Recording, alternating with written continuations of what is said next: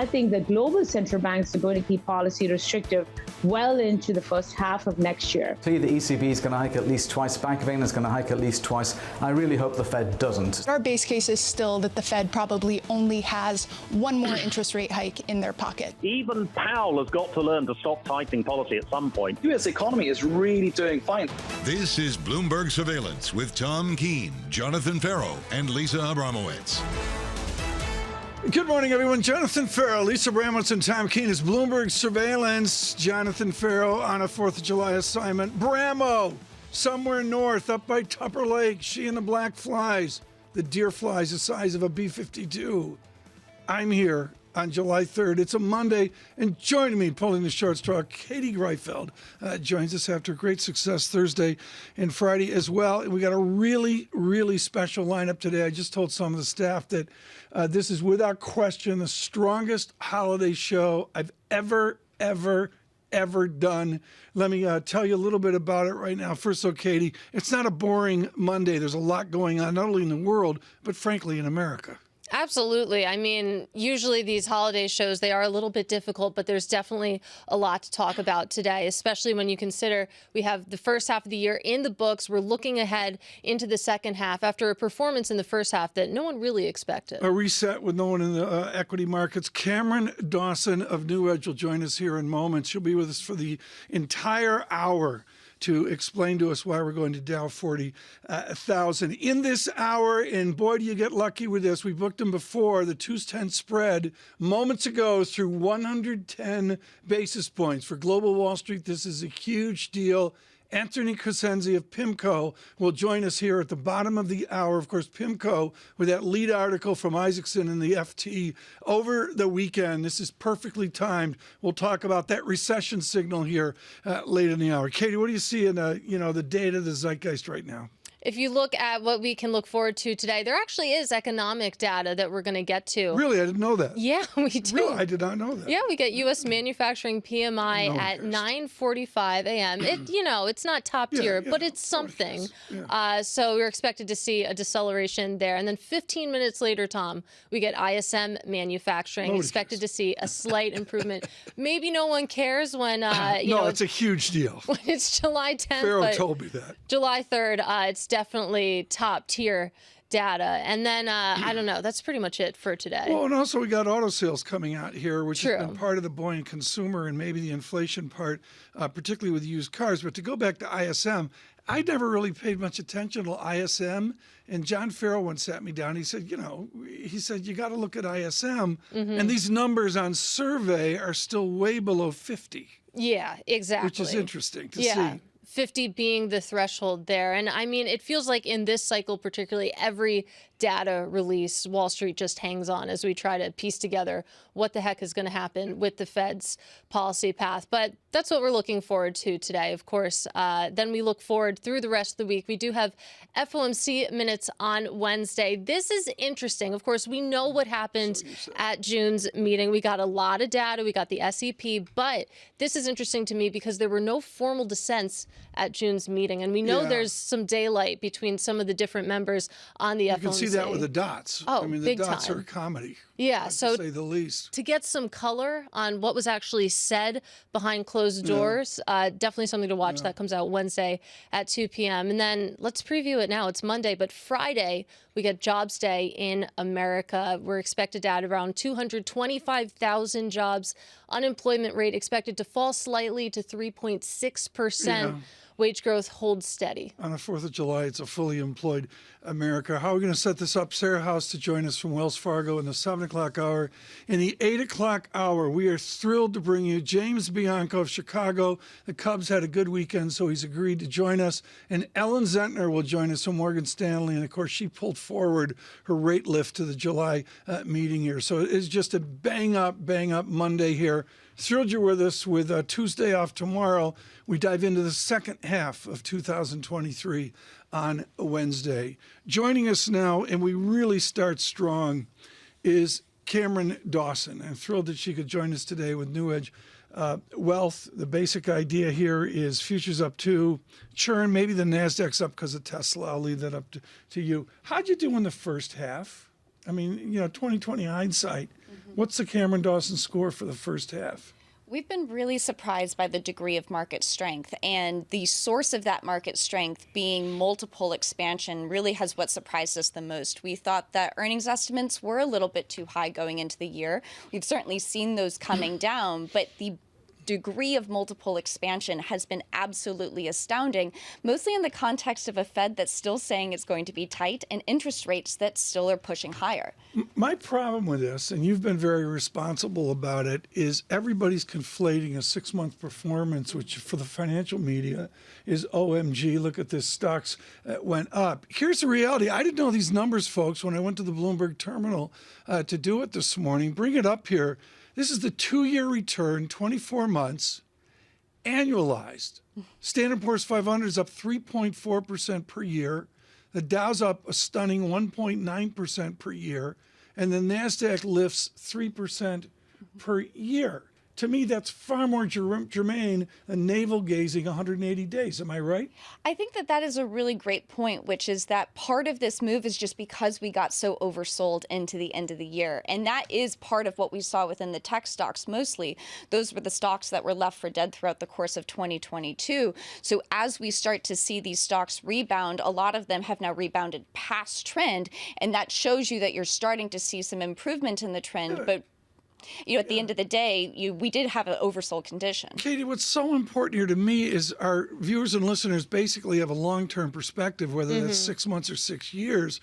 And we're all focused on 6 months right now, which don't show the single-digitness of our post-pandemic world. I want to keep talking about the next 6 months, though, Tom, because I was reading this morning that if you look in my place, listen to these numbers. I was looking at the median forecast among strategists about what's going to happen to the S&P 500 by year end. So the median forecast is 4,100. We closed at 4,450 on Friday. You think about a 350-point drop. Does that seem realistic to you at this juncture? It could be realistic if you start to see the whites of the eyes of a recession showing up. But if you continue to have earnings resiliency, then maybe that doesn't look like something that's in the cards. The thing that's interesting is that Wall Street strategists continue to be very bearish. But if you look at positioning, it's flipped to be much more bullish, which means that you have seen people chase this rally recently. People are moving to be much more overweight. So it's a question of how far we've come in that positioning. Do we get to the point yet where that alone becomes a headwind? Well, let's talk about one of the big reasons why maybe these forecasts are still so bearish. You think about what happened in March with the banking sector. It's interesting. I was looking at it today. If you look at KRE, of course, the regional banking ETF, it dropped and then it stayed there. And even if you zoom out to the KBW index, it dropped and it's still near its March lows. Does that seem like a buying opportunity at this point? Chris Verone over at Strategas always says, avoid the scene of the crime. And I think that typically when you see a big earnings reset happen with names and there's a lot of uncertainty about earnings power going forward, it is understandable that you'd see things bounce along the bottom. These stocks are cheap, but I think they're still fairly in falling knife mode, meaning that you don't know the earnings certainty, you don't know the degree of regulation, you don't know the margin compression as they're having to pay to keep those deposits there. And so even though they're cheap, that cheapness may be very well warranted. So maybe not crisis mode, but sort of the long-lasting impacts, that grind of what happened in March. Exactly. And one of the things that continues to be a watch item is if we will see loan growth really start to come in. That senior loan officer survey is something we now all watch, but it's been flashing tightening standards for well over a year, almost 18 months now. But we still see pretty healthy loan growth. It's moderated, but it's not falling off a cliff. I think that's the big watch item in the second half. I look at the readjust and the rebound. It's going to be really interesting to see how this plays out. But I want to talk about fear of missing out. And, there's the Apple news this morning and Tesla. Alex Webb scheduled to be with us on the Tesla unit sales. But I'm just absolutely fascinated what you are seeing at New Edge in conversation with adults in the market who are living single digit or, dare I say, all cash, and they're scared to get to 1231. What will their behavior be? There certainly will be a chase. And we're seeing that not just within equity flows, but within options activity as well. I agree. We're seeing it in a call. And because people weren't positioned for these kind of stocks to do well. And even with our own clients, we showed them, here's how we were really good at being defensive in 2022. And this is a great way to have that balance and stableness in the portfolio. But then you look at the big high-flying tech stocks and they go, well, why don't we own those? And you answer, because they were down 40% well, for the late last Harry year. Markowitz, dying here at 95, the Nobel laureate, let's talk about rebalancing. Everybody watching and listening knows I'm not a fan of rebalancing and selling your winners. But what do you rebal right now to get to 1231, given that you made all your money in 3 stocks in a 15-stock portfolio? Do you sell Apple? You want to stay at least equal weight Apple. Apple is as much of a portfolio She construction can stay the rest of the hour. She answered that. She answered that correctly. How do you sell Apple here? And you know there'll be people like you telling people, go sell NVIDIA. Let your winners ride is usually a great answer. But of course, there becomes risk when valuations get so stretched. You know, we all are talking about how fantastic these companies are. They're impenetrable. Look at the balance sheets. Look at the free cash flow. Lest we forget, they were down significantly in 2022 because they got too expensive in 2021 and ran headfirst into an interest rate wall. I would love to go cross-asset here because looking through your notes, you bring up the fact that we have seen bankruptcy filings tick up. And this is something I've been scratching my head over. Then you look at credit spreads, both in IG and in high yield. You'd have no idea. How do you explain that dynamic? When does that actually start to make sense? It is really bizarre that you're starting to see actual stress within pockets of credit, and yet within credit spreads, it remains really subdued. And I think it's partially because of supply and demand. There's been an absolute lack of supply of high yield credit because funding costs are high, which means that when people are looking at all-in yields of 8, 9%, they're saying, if I can ride out a little bit of volatility, I'll go ahead and buy that. And I think that's one of the things that's keeping credit spreads maybe artificially suppressed. Did you see how Katie's channeling Bramo there? It's like, you know, Bramo's waking up in some pup tent somewhere up on the Racket River, swatting I'm sitting deer in a flies. chair, you know? You're channeling Bramo here this morning. Speak to the gloom crew, Cameron Dawson, right now. They're scared stiff. They've got massive regret. What's the action plan, given the fact they're scared stiff? The action plan is to make sure you don't stray from your long-term plan. And you can have a very negative outlook in the short run of being oversold, of thinking that you're overbought, you might need to consolidate, but that doesn't necessarily mean that you need to dip into that strategic allocation.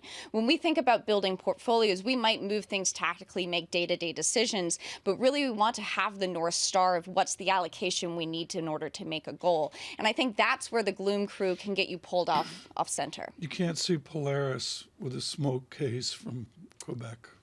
It's true. From Canada. No. You can't see the damn North Star. Limited visibility. No. Are you enjoying this? Will you stay for the hour? I would like to have you. This is great. We're going to have some people stay with us for the hour on this very special Monday. We start incredibly strong with Cameron Dawson of New Edge. Well, Sarah Hunt, Chief Market Strategist, Alpine Saxon Woods, will be with us as well. Ellen Zettner, rumored to darken the door in the 8 o'clock hour. We got to get her out of a trout stream. She's a fisher, so I think she was like trout fishing in the East River early this morning to get here. Katie, I look at the remorse here, and I really think it's a time to get away from the certitude of 6-month analysis to a longer-term analysis, which is really sobering for people. For a lot of people, this is subpar single-digit returns for whatever reason. But even still, if you really do broaden out that time frame in the grand fullness of time, people say stocks always go up. Maybe it's not necessarily a bad dynamic that you have 7 stocks leading this rally. The market speaks this morning. No holiday for the bond market. The 2-10 spread out to 110 basis points. 10-year real yield 1.62%. Stay with us on Monday. This is Bloomberg.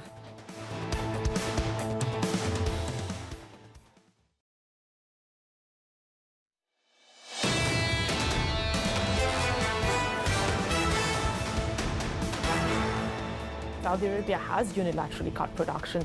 OPEC Plus have extended their voluntary cuts. There's not much more they can do.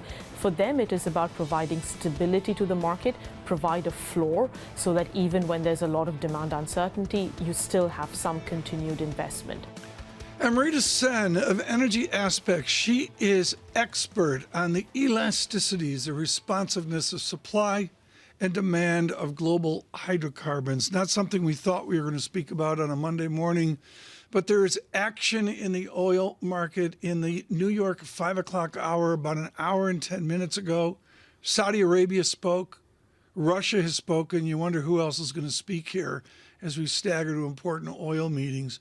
Parachuting in, Will Kennedy joins us now, Senior Executive Editor for all of our hydrocarbons on very short notice. Will, did this catch your team by surprise that we saw a pop in oil from, let's call it a 69 out to Brent crude 76.05? Were you surprised? The Saudi move was perhaps not so surprising. We knew that they'd have to make this decision in the next day or two, and I think that we talked to people on Friday who said that they expected, given where we were in the market, for them to extend by another month. I think the Russia move perhaps was a little bit more surprising. Clearly, there's been a lot of focus on Russia's compliance with their existing commitments, and for them to make an extra commitment at this stage is very interesting. I think what the market will really take from that is that the alliance between Riyadh and Moscow remains strong, that they're determined to work together to keep the oil market where they want it, and today's move and the Russian side of that was perhaps a little surprising, is good evidence of that. Special Monday here. John Ferro off, Lisa Abramowicz off, Katie Greifeld in for the two of them. And Cameron Dawson has decided to join us for the rest of the hour. She killed it so much in the A block, so we'll get Cameron in here. Here's Katie to Will Kennedy, please. To Will Kennedy, let's talk about the price reaction, because you look at crude, it's up 0.8%. Then you cruise over to Brent, up 0.9%. Put this supply cut in context for us, because the reaction in markets hasn't been that dramatic so far this morning. No, I think that's a fair comment, Katie. And obviously the wider context is an oil market that struggled considerably in the first 6 months of the year, I think down about just over 10% in the first half of the year. A lot of people expect the market to tighten radically in the second half of the year. I think that there's a view that global inventories will start to fall, and that there is room for oil prices to go higher than here. Demand has not been fantastic, but it's not been terrible. It is increasing. I think we're seeing a record number of people fly in the United States over this holiday period, for example. Right. But the problem has been supply. The supply has come faster than people expected from Iran, from Russia, and I think that people really want to see evidence that Russia meets the commitments it's made today, and indeed the commitments it's made already, to see that marketing tightening that people expect over the coming months. Will Kennedy, we're going to bring in Cameron Dawson here of New Edge Wealth with a question. She said to me in the break, she goes, all I want to know is a gallon of gas going to finally go down out to my secret beach on Long Island. Will Kennedy's not up to speed on that. No. It's petrol and a liter, and he has no clue about a gallon of gas on Long Island. Continue. Well, I'm curious, Will, what you think about the supply response within the U.S., because we've really seen that Baker Hughes rig count start to move lower. Do you think that supply in the U.S. could be an upside driver for oil prices in the second half of the year? It's a really good question, and clearly the shale industry is slowing and slowing fast. But right now it is still growing, and I think that production is going to reach a new record. It's a really important question how fast it slows, where that plateau turns out to be, and how long it lasts. And I think that's going to be a critical thing to look for going forward. But it's worth saying that it's not there yet, and that we are seeing more supply out of the US, and that's part of the broader picture of a global oil market that, frankly, has been better supplied than people expected. So no definitive answer for you there, but I think it's a key part of the equation in the second half of the year. And one of the things that we continue to scratch our head about is how much recession is already priced into oil prices today, meaning that is this demand fears or actual demand that's being weak? And what could be on the demand side a potential upside driver, given that higher oil prices could really throw a wrench in the whole decelerating inflation question? I think that's an excellent point. I think we should talk about China and the US. I mean, in China, demand has clearly risen, but not as fast as people expected at the beginning of the year. People were very, very optimistic about how fast the reopening of the Chinese economy would add to global oil demand, supply imbalances, and it hasn't been spectacular. And the industrial side of Chinese economy clearly has struggled, and that's fed through into things like petrochemicals. So there is a demand problem there. I think in the US, to me, the demand issue is less clear-cut, and I think there is an extent to which it is probably priced in a weaker American economy than has actually emerged, so that there may be some upside potential there if we do see the kind of soft landing that other markets are pointing to.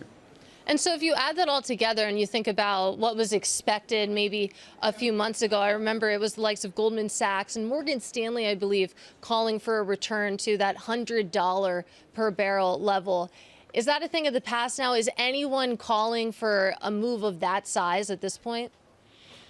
I think there are the voices out there who say that there could be a really violent snapback in the other direction, and that the oil market is a lot tighter than prices suggest. But I think the mainstream view right now, if you look at the balance of forecasts, is that we'd be very unlikely to get triple dollar three-figure crude this year. Never say never, but I think most people think it's unlikely. Well, let me go more short-term than that. I just did a 2 standard deviation study, and the lift up in Brent crude now at 76. I got to get to 78, 79 before I can really start talking any excitement. What's the, the people that, I know you don't talk to strategists, but like somebody like Javier, he's talking to all these oil hitters. Do they have in their head a $4, $5, $6 move in Brent here is doable?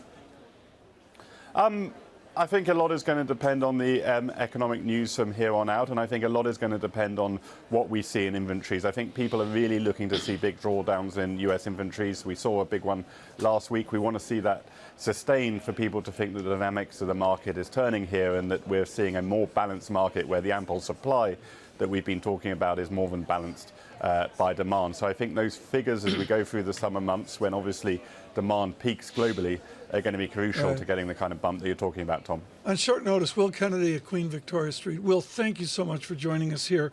And again, American oil from 68.69 up to 71.36. Brent crude with a modest pop, 76.12. Cameron Dawson with us right now for a couple of minutes here on oil. Every part of my body says buy straw hats in winter, which is oil's out, except the big oil stocks really haven't come back. Where you sit in New Edge Wealth, what's the linkage here of Brent crude with, say, ExxonMobil? Can you make the linkage from a barrel of crude in Bramo's living room over to stocks? Not necessarily, because you have seen this divergence of oil prices and oil stocks really at different points over the last few years. We like having some exposure to oil stocks simply because it adds that inflation hedge, because that's where that correlation will start to kick in, is that if you see a pop in oil prices and you see, that probably propels energy stocks higher, and that would hurt other parts of the market, we think, if you think that inflation will come back because of oil. And we only have about a minute to the break, but you think about, just how dominant energy was over the past several years. I mean, it was the leader in markets. Has the steam finally run out of that trade, though? I think partially, yes. I mean, we did have the big boost in oil stocks last year that really was because of the combination of a little higher pricing and a lot of cost cutting. But if you go back to that 2-year return, oil stocks are still up 55% over the last 2 years. I saw that. This one's the first chart I looked at this morning. Yeah. That leg up 24 months ago was something. Incredible. Cameron Dawson with us here. We'll continue through the hour. Coming up on bonds, without question, our interview of the day. He is with PIMCO. They made global headlines this weekend. Tony Crescenzi joins us on the 2's10 spread, an historic 110 basis points of inversion. This is Bloomberg Surveillance.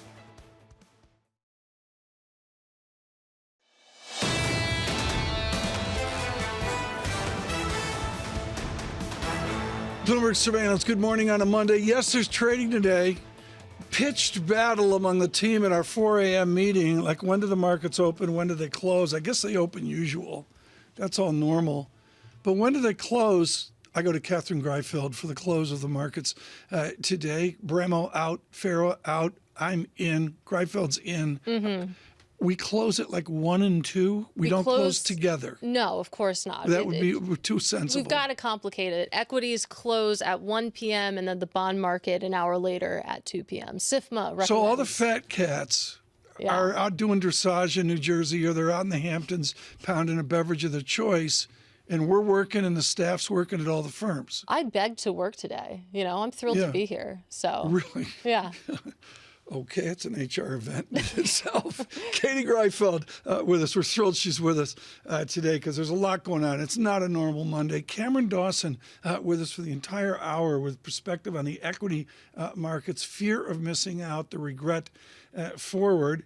And with red and green on the screen, a little bit of a lift to the NASDAQ off Tesla news. When do we get to Tesla at some point with Mr. Webb? I hope so. I'm looking forward to that. Gigundous Elon Musk moment. In the bond space, I got to go through this before we bring in his worship, and that is a 2-10 spread.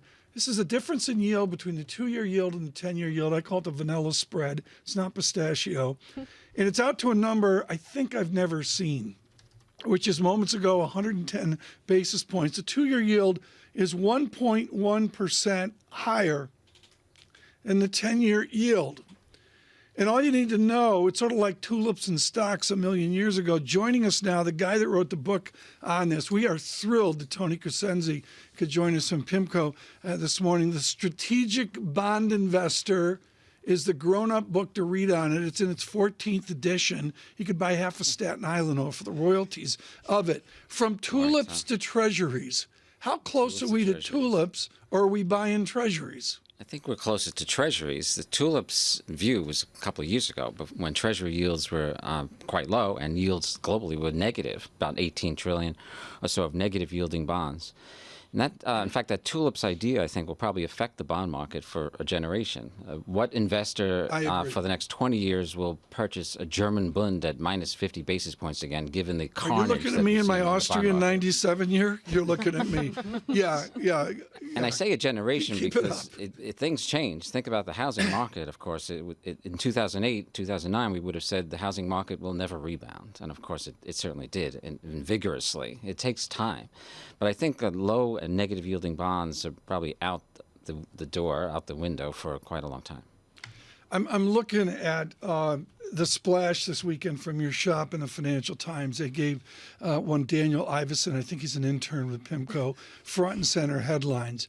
Bond fund giant PIMCO prepares for, quote, harder landing for global economy. How does econobabble fit into total return in the fixed income market? I think that view from Dan Iveson, Group CIO, is just a cautionary note. And it's all relative. When we say hard landing, we're saying relative to perhaps what others are expecting. At PIMCO, we're expecting a soft landing, but that may be harder than others are thinking. So in terms of a total return type portfolio, a Bloomberg aggregate style portfolio, which of course is a collection of bonds, treasuries, mortgages, corporates, mostly market cap weighted. You want to be up in quality, of course. We think if there is a slowdown or a recession, the credit spreads could widen. The broader point is that one needn't take a lot of duration risk, credit risk, etc., to get good yields in the bond market. We're looking at 5%, 6%, 7% type returns in assets we think are so-called money good. So you needn't take a big leap. Consider, for example, Tom, where high yield bonds are.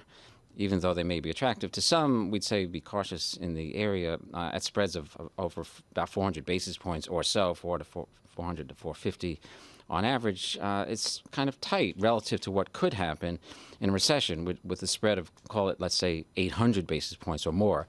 And a widening of that magnitude can, in a total return style portfolio, be painful because there would be losses. And so we're saying prepare by keeping your powder dry and don't reach so much. You needn't these days with where yields are.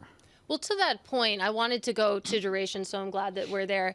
You think about where we were starting to get to on the 10-year Treasury yield, approaching 4%. We can put that back into the conversation. To your point that you don't have to reach that far, when you start to see the 10-year approach 4%, does that look like a good entry point? Yeah, PIMCO believes, and I believe as well, because we kind of have different views within PIMCO, the range for the U.S. 10-year is probably now, we think, call it 3.3% or so to 4.25% or so. But when thinking about core fixed income and therefore duration relative to short-term products, which have very little duration, You should be thinking about the history. Since 1978, and forgive me with the earpiece falling out, since 1978, core fixed income, and the Bloomberg aggregate is a good representation of that, has outpaced Treasury bill returns on a 3-year rolling basis 90% of the time, and by a very substantial margin, 3 percentage points. And so these yields look attractive on that basis, and so one doesn't want to get into the game of market timing, because market timing for a diversifier is a very dangerous game. And I should add, Katie, that in core fixed income and this idea that they can outpace T-bills and have considerably since 1978, that the time for entering core fixed income is typically close to the peak for the Fed funds rate, which we think, and many think, the markets think, is upon us. And the typical timeline is called maybe up to 6 months prior, you're good. So you don't want to play the game of timing diversifier too much, is what we'd say. Final view is that if I add in 3 components really quickly, the inflation view, 2.5%, the market has a term premium, the extra yield you get for moving out the yield curve, and the real interest rate, where markets think the Fed funds rate should be relative to inflation. Those things together put a fair value in the current zone. So again, be cautious about the idea of market timing. So don't try to time the market, but then you look at the $5.4 trillion in cash. Like you said, very little duration risk there.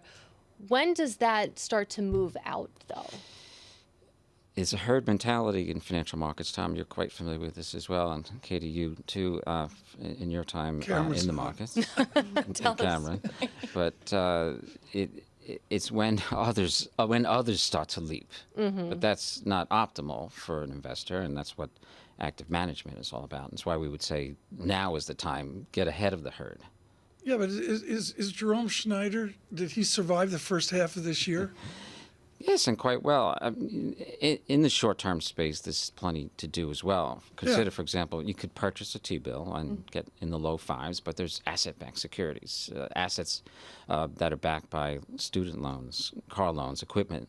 Are you grossing 5% on Jerome Schneider short-term portfolios? The short-term ETF we have, and not to tout it, but just as an illustration. Please, it's Monday. Mint, M-I-N-T, minting money. It's the yield is currently 5% or so. It's unbelievable. Just launched another one, too. We're back to my childhood. The distribution yield. Nobody at the table remembers this world, and it's like we're back to it. But the asset-backed securities and a lot of short-term instruments have yields close to 6%. Yeah.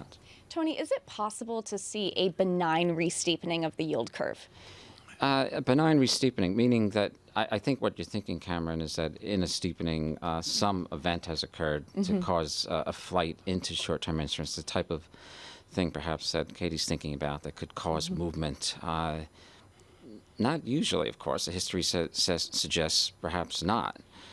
But and many are thinking, can there be a soft landing? In the soft landing, that could occur.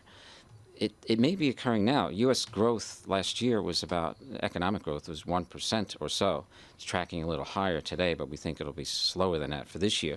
We're in the U.S. is in a growth recession today. Growth recession is something above zero, but below growth potential. The U.S. has a potential to grow each year about 1.8%. That's a combination of productivity, 1.5%, plus changes in labor force, about 0.3.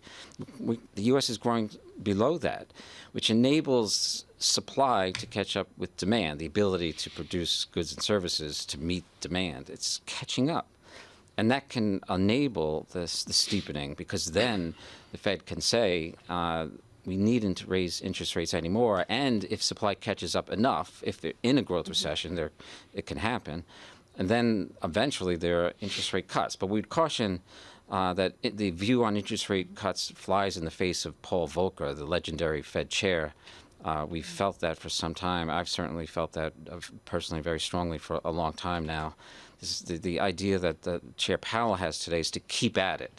And he's quoting directly from Paul Volcker in the book Keeping at It. You have to persist with this view in the battle against inflation to defeat it. And that's what's happening. And this is why Chair Powell will go to heaven, so to speak, central bank heaven. And because, Tom, the view, and Cameron and Katie, the view is that only hawks go to central bank heaven. Well, he also been saying that history warns against cutting rates too soon. So do you think that lower inflation is enough for the Fed to cut rates? Or do you think that we actually need to see higher unemployment, much weaker growth? A lower inflation expectation would cut it. It is observable in the bond market through inflation-protected securities, which are priced for the inflation rate to be about 2.2% or so, but it's not observable in the general public. Think about various generations. I'm from the older generation. I'm a boomer, born between 46 and 64. Take your guess. Really? Which year that is, 64. But slipped right into that.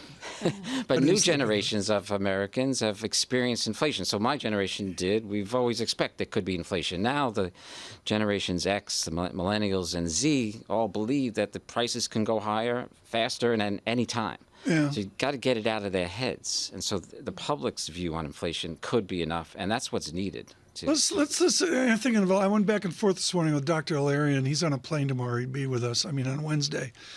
But let me ask you something Mohammed would ask, which is the unknown that's out there. And to me, if I look at the Bloomberg Total Return Index, Lehman Barclays Index, beautiful. There's a textbook, guys, Bulkowski.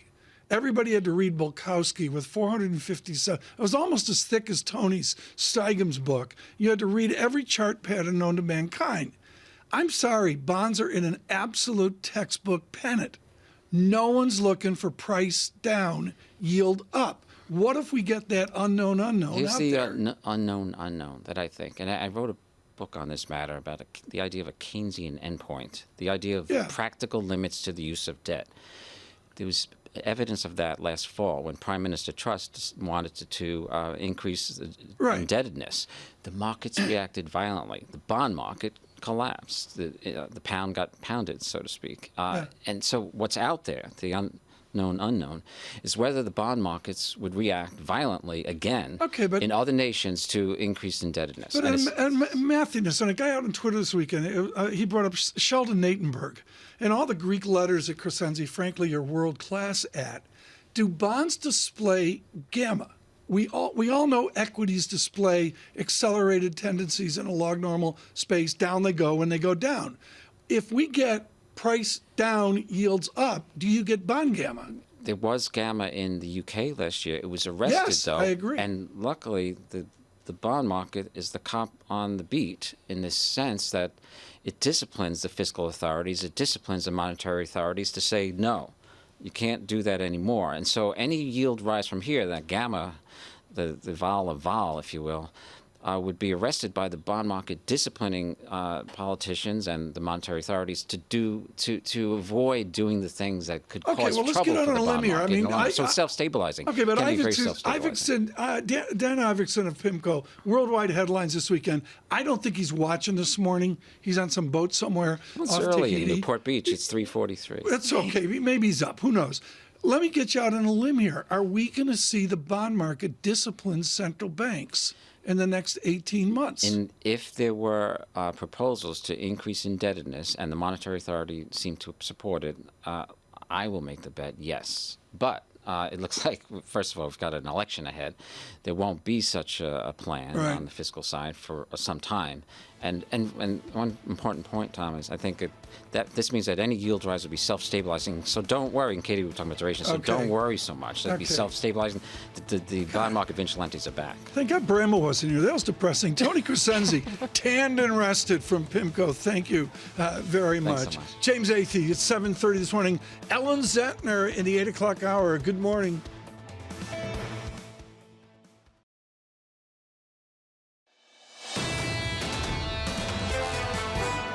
I think that a lot of the good news is already priced into the stock. So when you think about the march to $3 trillion, it's mainly been on the back of the iPhone. The iPhone continues to perform very well.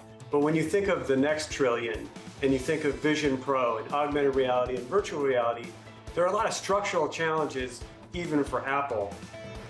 Bottle it. Tom Forte on Apple. He is neutral on the stock, hugely constructive long term, but he's not a fanboy on Apple. That was a fascinating conversation. Look for that on all our digital products. It's out on YouTube somewhere. I'll get to that in the coming week. But that was a superb effort by Tom Forte of D.A. Davidson to inform on the product linkage to the financials and stock performance of AAPL. The same can be said about something that doesn't have the persistent cash flows of Apple, and that is TSLA. I believe that's a symbol, not that I've ever looked at it. We're going to dive into this right now. Joining us for the hour, Cameron Dawson with us here from New Edge Wealth. Thrilled that she could join us as well. And Catherine Greifeld in for Abramowicz and Ferro here today. We're having fun doing this. Katie, why don't you go to our guru? He's the only one I know that can fit in a Tesla. Well, let's have that double-barreled conversation on both Apple and Tesla with Bloomberg Quick Takes Alex Webb. He joins us from London. And Alex, I want to start with Apple. Of course, the news out over the weekend from the FT reporting that Apple now preparing to make fewer than 400,000 units of its Vision Pro headset. And those, I believe, were downgraded expectations already. Looking forward, are we to expect further production goal cuts from here? Well, look, Apple has never formally announced how many units it plans to sell. This has all come from reporting from, not least our colleague Mark Gurman, but over the weekend, the FT reporting that the numbers will be a bit lower. Even if they'd hit the higher end of what people have been reporting, it's still, from a revenue perspective, really going to be a rounding error when it comes to their overall revenue story. Perhaps, $1.5 to $2 billion tops is what it might have been. They're projected to generate $400 billion in revenue this year. So let's put it in a bit of context. The only way this probably hurts them, if at all, is that this first generation is really about seeding the developer community, getting these devices out there so that they can build a whole gamut of apps and services that by the time they come out with a mass market product, it is way more appealing because there are loads of things that you can use it for. If this limits that slightly, it might hurt them around the fringes, but this isn't significant. Alex, it's a great point that really, if you look at Apple's holistic revenue picture, this is a drop in the bucket. But then you think about what we've seen in the stock market. Of course, Apple closing above that $3 trillion mark on Friday. How much optimism basically is built on the Vision Pro at this point? It's partly about showing the defense they have, actually. So with the $3 trillion mark, it was trading at or around about its 12-month or average 12-month target price. We then saw a note come out from Citi on Thursday, which projects perhaps 30% above, 30% headroom above where the stock was trading, which perhaps helped get it over that sort of imaginary line. The real issue, though, was if Facebook was coming to market with, and it is coming to market with, virtual reality, augmented reality headwear, and Apple's not in the space, and somehow that does become the really compelling product of the future, does that mean they have a huge issue? Well, now they have something out there that looks pretty compelling, looks as good, if not better, than anything that Facebook or Meta is coming out with. And so it means that if they are not going to be going into headwear, they still have the dominant iPhone, the dominant smartphone. They're pretty well positioned about any incursion in their kind of core computing interfaces.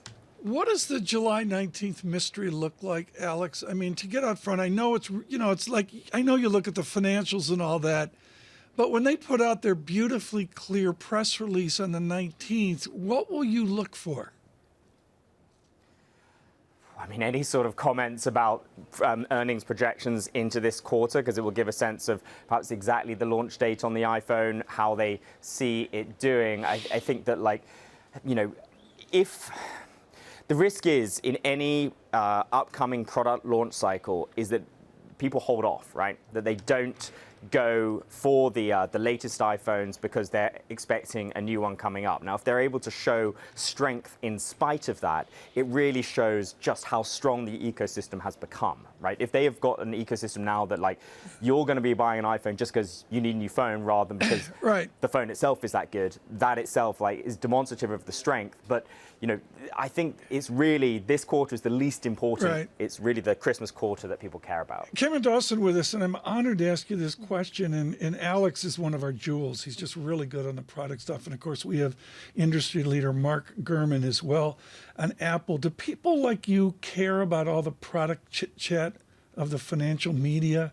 Or do we overplay, Alex is going to get a new set of AirPods or whatever you call the things in the ears, and everybody goes hysterical. Do you care? We do care, but it's about what moves the needle on the earnings basis. And what's interesting is that 2023 Apple earnings are expected to be down 2% and then just grow 10% next year in 2024. Is there upside to those numbers? Because all of the stock strength this year has been multiple expansion. And so that multiple seems worth it because of the high quality nature of the company. But to get get to that next leg higher, that next trillion, you have to see it in the earnings. Are you going to get the vision? Ask Alex about the goggles. I mean, I can see Cameron Dawson. The ski goggles. Going, fear of missing out. Oh, there it is. I could see the fear of missing out. Well, it is a question to you, Alex, which is that, is this enough to really move the needle higher? Is this the next iPhone where we can have an entire ecosystem around it? Or do we need other product lines to get you to that next trillion? I think it's the closer analogy that I think people compare it to is the watch, right? Which in its first year didn't do brilliantly. It's now meaningful, but it's not so meaningful that they break it out as a separate product category. I think that's also why people got quite excited about the car, because even if you don't sell big volume in the car in terms of units, it could still be quite a big revenue driver. You quite quickly get to, given the price point of those vehicles, you quickly get to a meaningful number. And so I think probably if you look towards the long term, that is actually, to my mind, more likely to be, if they do ultimately get their act together and bring something together, that's more likely to be something that gives a proper leg of growth. And Alex, we promised a double-barreled conversation, so I do want to ask about Tesla. Of course, the news over the weekend there was those record sales numbers, those record deliveries. Is it safe to say at this point that those price cuts are working? I think it does seem that they're working. I think you've got to think about what drove them, which is that actually Tesla had a massive expansion in capacity, and it was pretty poorly timed because all of a sudden demand started to falter. So yes, it's achieved that goal in boosting demand. It has come at the cost of margin. We've seen the net margin fall from something like 18% last year in some quarters to close to 11, 12% this year, but the market doesn't seem to care all that much. It is driving growth, and of course Tesla is still the sort of growth stock when so many others have been suffering. Alex, how does Shanghai and China play into the Tesla future? Is it really a big deal? Is it tangential or germane to the debate and discussion? It is fascinating because the nature of that factory they have there and the agreements they have, what they're allowed to do in terms of selling units elsewhere, how they direct the revenue, it's something that needs to be explored quite a bit. The thing that they have from a competition perspective is that they make very different cars from a lot of what the competition does. The Chinese car makers, particularly EV car makers, they are making cars with smaller batteries because they recognize it's more efficient. Most people don't need the 300-mile range on a daily basis. Tesla's building cars that are kind of for this European, US audience where range anxiety remains top of the list. And that's why we've seen a company like BYD, which sells far more units in its home market than Tesla does. Yeah. You have to wonder whether that affects them in the medium to long term. Alex Webb, thank you so much. Really appreciate it. Greatly, greatly appreciate it this morning. And Cameron, this goes to, I don't equate Tesla with Apple. Am I wrong on that? No, they're two extraordinarily different kinds of companies. One is wildly capital intensive, and one is very capital light in Apple. Yeah, but also the persistency of cash flow. Mm-hmm. What is Tesla going to have, 15 competitors? Something like that, by Christmas? And growing. Yeah. I just don't get it. I just don't get the multiple equalization of all these 7 stocks. I think it is a very big question, and people are still betting on this whole ecosystem with Tesla, which is that you just sell as many cars as you can, and then they're worth more with charging and AI-powered self-driving. But I think it still is a capital-intensive manufacturing business. So when you look at it trading at 64 times earnings, that should raise some eyebrows.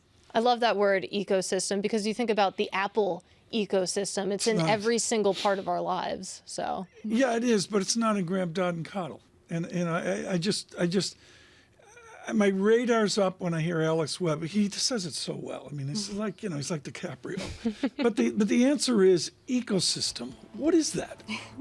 Who knows? It's in the cloud. It's in the cloud. Well, is she auditioning? Yeah, she's good. Maybe I get it. John and I can just go on permanent sabbatical. And there you go. It can be the Bramwell, Greifeld, Dawson Hour. I think we're going to continue here. Cameron, thank you so much. Cameron Dawson with New Edge at Wealth as well. A lot going on a Monday. This is Bloomberg Surveillance.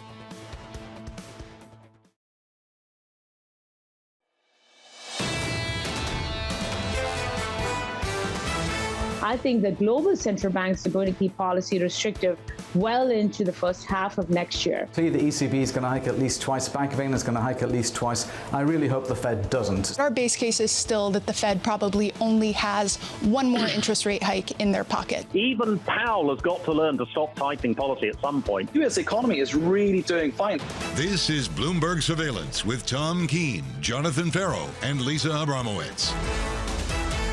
Good morning, everyone. Jonathan Ferro, Lisa Abramowicz, and Tom Keene on a Monday, the holiday lengthened work week. We'll be off tomorrow, but we are here. Bremo on assignment, John Ferro on assignment. Katherine Greifeld, so strong Thursday and Friday. We brought her back. And the list of guests today, Katie, really say everything about the moment where we see twos, tens out to record inversion. Oh, big time. To get the level of guests in on July 3rd on a holiday Monday almost really speaks to the uncertainty that's in the market, that's in the economy right now as we stare down the second half. It's going to be interesting to see. We'll do a data check here in a moment to get you started. In the 8 o'clock hour, Jim Bianco scheduled to be with us, and Ellen Zentner will join us as well from Morgan Stanley. Let me go right into the data here and the news flow. I guess I got to flip it here, Katie, and go to oil. Thank you, Will Kennedy, for abruptly. Oil shifted. $69, American 71. Brent crude, a moonshot up to 76.03. Saudi Arabia and Russia act. Yeah, there you go. So some news today on those supply cuts, but still not a huge reaction in the oil market. I mean, we were talking about what's priced in and the fact that the supply side is getting tighter, and yet you still have oil at these levels. Maybe speaks to maybe there's a recession. Let me do a data check here right now, and then we're going to do the brief to get you started on a brief Monday as well. Stay with us, and you know, let's get. Well, you're going to do it in the brief. I'll let you do the market close in the brief. I think the market's open normally on time. We'll have to see if that actually happens at 9:30. Red and green on the screen with the NASDAQ, a very small lift as well. The bond markets where all the action is. 2-year yield, I'm on the 5% watch. On the 2-year full faith and credit, 4.94%, 3.84% on the 10-year yield. Twos, tens, as I mentioned. The 2-year yield, obscenely higher yield than the 10-year, out to 1.1 percentage points, move the decimal 2 places. 110 basis points of curve inversion for global Wall Street. That is sobering here on a 4th of July weekend. Oil, as I mentioned, with a lift as well. Dollar not giving me much love this morning. A little bit of strength. China with some challenges, 7.25 on yuan as well. Turkish lira not being idiosyncratic this morning. Please brief us on a Monday. Well, before we get to those early closes, we do have some U.S. economic data coming out today. We have some PMIs, U.S. manufacturing PMI at 9:45 a.m., expected to hold steady below 50, solidly below 50. And then 15 minutes later, we get ISM manufacturing, a slight improvement expected there. And then equities close 1 p.m. The bond market follows an hour later at about 2 p.m. So that's pretty much all of today. You look ahead, what we're expecting for the rest of the week. Wednesday, we get those FOMC minutes from the June meeting. This is going to be interesting. Again, we got a lot of information at the June meeting, but we're going to get some more color on what was said behind the scenes. There were no formal dissents. I know there had been expectations that we were finally going to see some dissents. We didn't get them, so we'll get more color. Did you read the minutes? I didn't read the minutes yet because they're not out. Bramo reads them word for word, every single you word. got to. I don't. Every several, every some, every a few. Wednesday minutes, be there. What else do we have? Okay, then Friday, it's Jobs Day. That's probably the biggest event of this week. Yeah. We'll see if anything else changes, but we're expecting to add about 225,000 jobs in June. The unemployment rate expected to defy Jerome Powell once again, tick down slightly to 3.6%. And wage growth, of course, there's been a lot of concerns about a wage price sort of spiral develop. It's expected to hold steady above 4% when you're looking at those year-over-year figures. Katie Greifeld there with the brief of the day, and it's going to be interesting. And what's also interesting to me, diving into July, and let's remember there is a Fed meeting in July, and it's just fascinating to see off of the jobs report Friday, and then over to the inflation report that we will see. Someone focused on this right now. And it's real simple here with SPX up 2 points, is Sarah Hunt. She joins us this morning here on the equity markets and really that huge issue of who missed the market and who is in the market. Sarah, what's the agony here on a mid-year correction? How many people actually missed the boat? Well, I think the agony is for the people who are jumping in possibly now, hoping that it's just going to continue. And if we do get the pullback that people had been looking for originally, and or you start to see some real softness in earnings or inflation stays sticky, energy reinvigorates inflation, I think the problem is chasing it with that whole fear of missing out that you were talking about in your earlier hour, and then getting stuck in a position where finally earnings do start to come down, because it has been a multiple expansion, and the expectation that earnings are going to be higher next year, and even this year slightly higher over last year, seems to be a little bit, it could be a little bit of a push given some of the margin problems that we're seeing. Even if it's single-digit return, are you able to identify a second leg of a bull market before it occurs? Well, since the bull market has mostly been in the technology stocks, the question is, do you see a pickup in other sectors that either catches up to technology, or do the technology stocks keep running and people keep chasing those? The rest of the market has only recently in June started to catch up at all. And even with that, there are sectors where we think that there is good value. I think the problem with technology is that once those headline names that are so big in the indices start running, it's very difficult for the rest of the stocks in the indices because they get bigger and bigger. So you have this math problem where the giant stocks get bigger and they push the indices higher and don't drag the rest of the market with it. Well, to your point that we started to see a broadening out, it caught my eye. I mean, you look at the equal weight S&P 500, it actually outperformed the S&P 500 in June slightly, but still an outperformance. When you think about some of those other sectors that could catch up, what names specifically are you thinking about there? Well, I mean, you were talking about the energy sector earlier. You know, the fact that oil is coming up a little bit here was not part of our major thesis in the near term.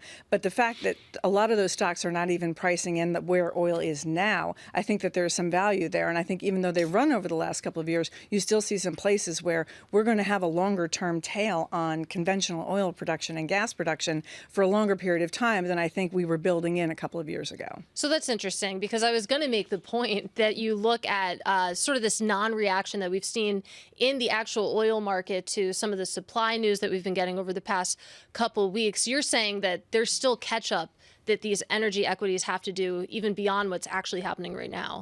If you don't think that any bump in prices is only a temporary bump, if you think that there is a longer-term fundamental story for energy, which we do, I think there are places where energy still has some value. So yes, I think that there are places that you can absolutely look in that sector. And I think that going forward, again, we've got a longer tail on a lot of this hydrocarbon production that people were thinking we're going to switch to renewables. The EV story is very good, but you still have to have an energy infrastructure that you can plug your car into, right? So you still need to generate electricity. You still need to generate those joules of energy that people talk about are still very important. And I think that that's going to have a longer tail. What is the efficacy of share buybacks right now? I get it off the bottom. You're supposed to buy shares back on October of 2022. It's part of Apple's story, clearly. But is use of cash, share buybacks, and dare I say dividend growth still part of the story? It's absolutely part of the story. The question is, are you generating enough cash to buy your stock back without impacting your balance sheet in a negative way? And if the answer is no, then you shouldn't be buying your stock back. I think that there is a combination of factors that show up when you have stock buybacks and dividend growth, which is a healthy balance sheet and which is strong cash flow. I think when people get over their skis and start buying their stock back just to shrink the share count and don't pay attention to how that impacts the balance sheet, I think that's when you start to get into some trouble. How do you identify that? You got a Bloomberg terminal or fact set in front of you. How do you actually identify poor use of cash? I think you look at the cash flow statement. I mean, that's part of that fundamental analysis that sometimes doesn't seem as important when the market is just running in one direction or another. But you go through and you see where are people spending their money and what are they spending their money on. And if there's a huge chunk of that, there's a huge chunk of that if you don't, if you're not paying attention to where that cash goes, when money was free, it didn't matter as much. Yeah. Money is not free anymore. And I think there's a catch up that has to come with some of the higher interest rates. The corporations haven't had to really go out and borrow yet. I think that catch-up is coming. True story, and I say this with great respect to CFA's Romaine Bostic and Taylor Riggs. Did a tweet of them this weekend. I'm coming out of the level 2 exam. So, like every exam, I'm certain I flunked, absolutely positive. I flunked. And the iconic question, this is a million years ago, was a cash flow statement workout using indirect or direct cash flow. I got it totally wrong. and in the last 5 minutes flipped it.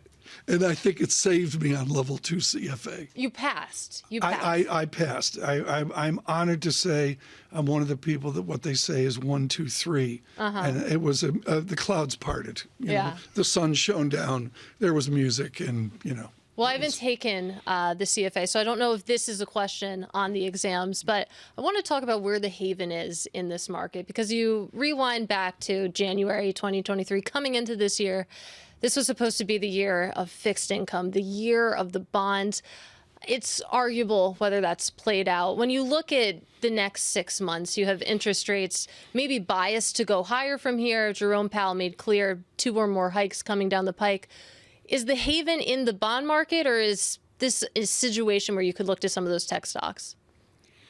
I'm not sure I would call the tech stocks a haven here. I think that I would look at the bond market if you want that stability, right? So if I can lock in 5% for 2 years, whether or not that's best for every investor is not going to be the case. But for some people, especially who have not been able to invest in fixed income over the last decade or so, there is a stability in being able to count on those returns that we didn't have for a long time. So there is a competition there. The tech stocks have obviously blown that out of the water this year. And so that competition looks like bonds have lost and stocks have won. But if you really have a longer term perspective where you're matching a liability going forward, there's nothing wrong with saying, hey, 5% for a couple of years is pretty good. It's the longer end of the bond market, which is still lower, which we're talking about that inversion earlier, that becomes a problem, because you can't lock that in for more than a couple of years right now. And that's where the bias seems to be, that the expectation is that rates are coming down. We would question whether or not rates are going to come down as fast as the WIRP function is showing you on your Bloomberg. I mentioned that on Friday as well, a new WIRP function, and it shows a different picture than what we're hearing from a lot of our guests. Sarah Hunt with us here for the hour, Chief Market Strategist, Alpine Saxon Woods here. And of course, a lift to the market, and quite a lift on Friday as well. Looking at the 10-year yield, 3.85%. Standard & Poor's, I'm going to call it flat. Bloomberg Surveillance, good morning, everyone. On radio and television, we reset for you. Katie Greifeld with us, not Bramo, not Ferro. Greifeld with us, and you actually know the market closings today because it's Monday. I have no idea why we're doing this, but all the fancy people are away. They're, sitting large and all that, and the staff's working, and we're working because there's a lot of news flow. When did the markets close? The markets close. The equity market closes at 1 p.m. The bond market follows about an hour later at 2 p.m. It's one of those interesting days where the two markets aren't aligned. I think most recently this happened around the Easter holiday. We actually had a jobs report, but I don't believe the equity market ever opened. Yes, I worked Good Friday. Yeah. Yes, actually, I did. Yeah, I watched you. Oh, thank you. Yeah, with my nephew. But the futures were open, so that was kind of fun. Yeah, well, it's a strange thing. And again, all of this culminating towards a jobs report on Friday. I've barely looked at it, Katie, but the bottom line is we're well above 200,000. Oh, I mean, I don't understand how we can be restrictive with a change in non-farm payrolls of 225,000 as a survey. That's a boom year. I mean, the question I'm excited to ask later on in the program, especially to Ellen Zentner, is this okay? Do we need to crush the labor market if inflation is coming down? I know you think about, okay, the path to 2%. We need to crush the labor market to get to 2%. But does that still hold when you think about the past 2 years of data that we've gotten? Well, we'll see. What we know is it's been a resilient market. If you're not in it, you've really fallen behind after the difficulties of 2 years ago. On Washington, on the policy of the nation's capital this 4th of July, Isaac Boltanski, BTIG, coming up. On this Monday, Bloomberg Surveillance, good morning.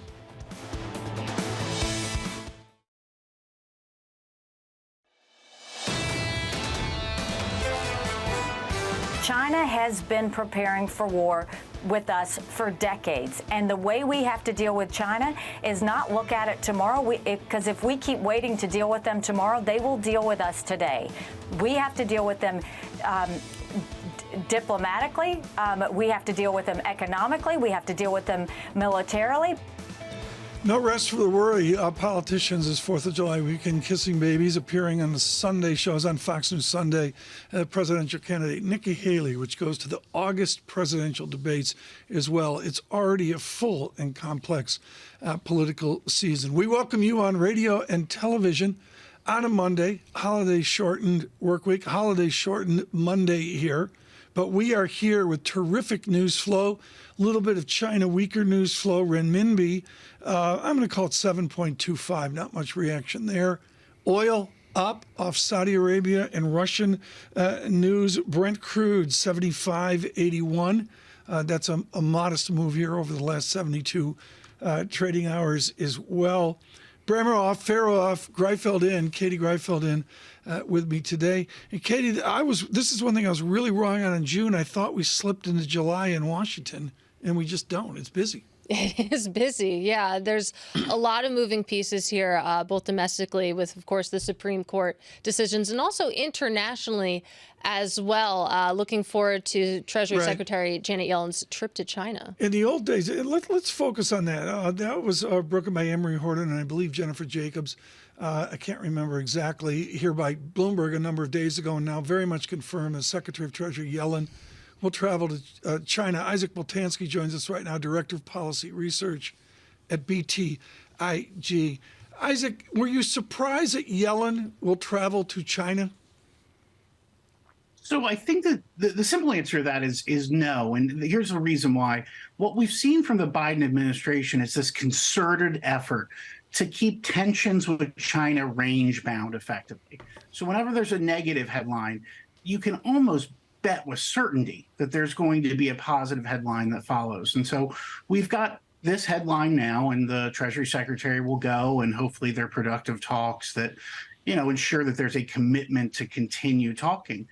But that tells us that something negative is going to follow. And I really think that what follows are these investment restrictions that we've been talking about for the past few months. Some folks call them the outbound CFIUS restrictions. And I think that we've got to think about this as an ebb and flow in terms of the geopolitical tensions.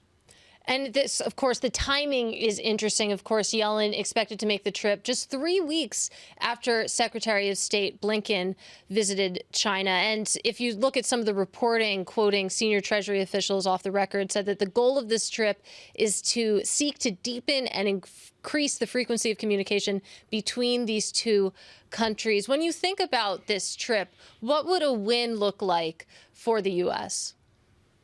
I think that right now the bar is pretty low. I think it's that whenever they can leave the room agreeing that they will continue to talk, that is a win right now. It's difficult to see there being much more in terms of tangible mile markers we can look at.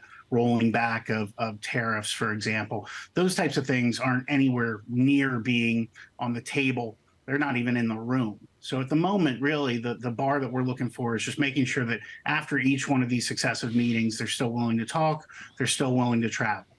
Well, we'll find out soon enough, of course. Treasury Secretary Yellen expected to visit between July 6th and July 9th. Let's focus stateside, though, because it was a hefty week last week of Supreme Court decisions. One of the headlines there, of course, the Supreme Court basically threw out Biden's student loan relief plan. When you think about the ramifications for that on Biden campaigning for President Biden, the candidate, what does this mean in terms of him trying to sort of rally those younger voters? Yeah, look, I think if we even just view this through a politically craven lens, the young voters 18 to 35 were the ones who stopped that red wave from coming during the midterm elections. They are a vital, absolutely vital voting bloc for the Democratic Party. And that informs our viewpoint on what the president's going to do here. And so he lost in the Supreme Court, lost handily, all things considered, but that doesn't mean that they're done. And on Friday, after the close, he came out and said they are going to attempt to do student loan cancellation again. I'm not sold on that for statutory reasons, but here's what's really important. They came out and said they are going to do effectively this delinquency grace period, where for 12 months, if you can't make your payment on student loans, there'll be no repercussions. And that's a big deal, given that 20% of student loan borrowers are showing signs of being unable to pay once that restart of payments hits in October. On radio and television this morning, Isaac Boltanski with us with BTIG, a spirited conversation here. 4th of July used to be about kissing babies. Those days are gone. It's a battle to the first Republican debate in August. We are advantaged this hour with Sarah Hunt, Chief Market Strategist, Alpine Saxon Woods, joining us this morning. She is riveted to the political conversation. Sarah? So the student loan issue, this has been one of the things that people have been worried about from a spending standpoint, right? So consumer spending has been very strong, but student loans have been essentially in abeyance since we started COVID. So the question then becomes, I think there were a lot of people counting on some form of relief. So how much stress is it going to put on if that relief doesn't come? If you stretch it out over 12 months, it's a lot easier than saying everybody start making those payments in September. I'm sure there are some people who have been budgeting for those payments and are ready to make them, but I'm sure that there are many people who have not. So the big question about consumer spending, which leads into earnings and leads into the retail story, is what's going to happen now if you have to start paying back some of those loans or if you don't? And does that make a big difference in terms of earnings? There's been warnings for some of the retailers on that specific issue. So I think that this is it's a big question, and how it gets resolved still seems to be up in the air. Well, Isaac, let's throw that to you. When you think about some of the economic ripples that could follow, especially as we head into the 2024 campaign season, what's your thinking at this juncture?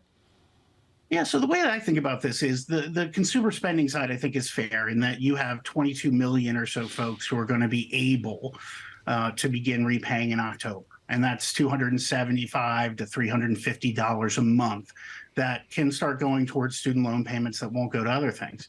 But here's another data point from the Consumer Financial Protection Bureau that I've been thinking about all weekend, which is nearly 1 in 10 student loan borrowers are already delinquent on other credit products, meaning that, and I think we've seen this through academic papers as well, that some distressed student loan borrowers use those 3 years where they didn't have to pay their student loans to balloon their credit lines through credit cards, auto loans, whatever it may be.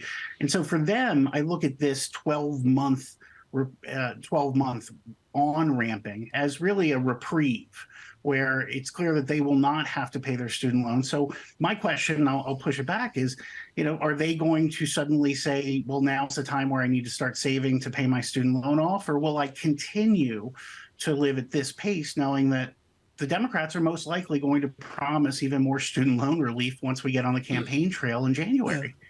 Isaac, thank you. Isaac Boltanski with us with BTIG this morning with a brief here, and particularly off the Supreme Court work. We'll continue with our coverage of the Supreme Court with our terrific Bloomberg law team.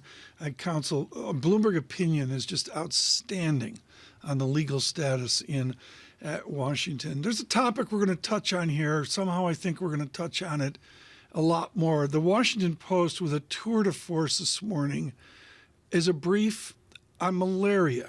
This is what I studied in school, so it's like homecoming for me a few years back. And all we need to know is global warming is here, mosquito territory is bigger, and we have a number of cases in Florida and Texas for the first time in 2 decades. That's shocking. Well, that's the thing. It's domestic malaria. That means that mosquitoes in the U.S. infected these people. That's the thinking right now. Yeah. Typically, people travel outside the U.S., come back, and they bring malaria. Not the case with this current uptick. So we'll see how this continues. Shannon Osaka with that at the Washington Post. I'll put that out on Twitter. It's a terrific primer here from Florida to Southern California on global warming and mosquitoes. This is Bloomberg. Good morning.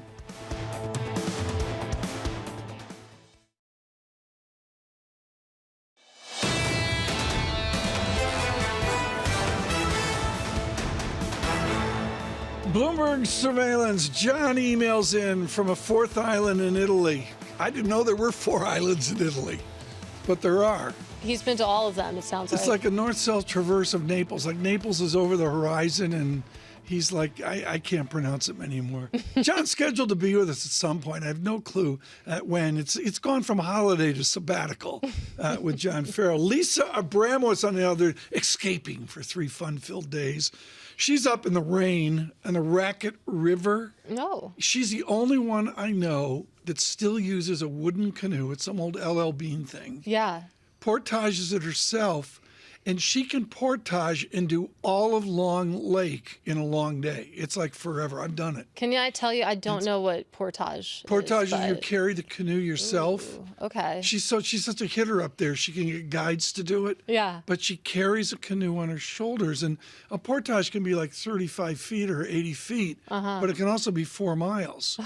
She's tough as nails. I mean, you see it on TV. I mean, it's the same thing. Anyways, Bramo's scheduled to be back, I think, before Ferro. I'm not sure how that works. Katie Greifeld with us. Really, like, it was a real yield exciting on Friday. I mean, you had something to talk about. Great. Oh, yeah. I mean, we spent a long time on that Bill Dudley column from last week. Remember, 4.5% yields. 4.5% in all of Wall Street against him. So it was pretty good. Sarah Hunt with us as well, sitting in for the hour with the equity markets. Really, really quite valuable there. And right now, we're going to look at the equity markets. We're going to do it with individual names. Where do you? I thought it'd be dead and boring. We'd skip this. No, there's news. No, yeah, there's a lot of news. Let's start with Tesla, because a big move there. I believe currently somewhere between 6 and 7% higher. Of course, the news over the weekend was that it had record deliveries, delivering over 466,000 cars worldwide. That is outpacing Wall Street estimates. And of course, the story around Tesla, specifically around its cars, has been that it's been trying to push for more volume at the expense of its profit margins through cost cuts. It seems like maybe we can say that's starting to pay off. Was this an earnings report or just an ad hoc unit report? I believe it was a unit report. It was just a sidecar report. Yeah, these drop every couple of months over the weekend. Everyone gets excited, and you can see the pop in shares, even though there's not a lot of people working today. And it's really giving a lift to the entire industry. Lucid, there is some news around Lucid. Citi resumed coverage of the EV maker with a neutral recommendation. Their reasoning for doing that is that the company's technology position has been validated by its recent agreement with Aston Martin. It did say, though, that the analysts there saying that near-term demand and their gross margin progression in the first quarter is challenged. So neutral, and that's giving a lift to shares up about 2.2%.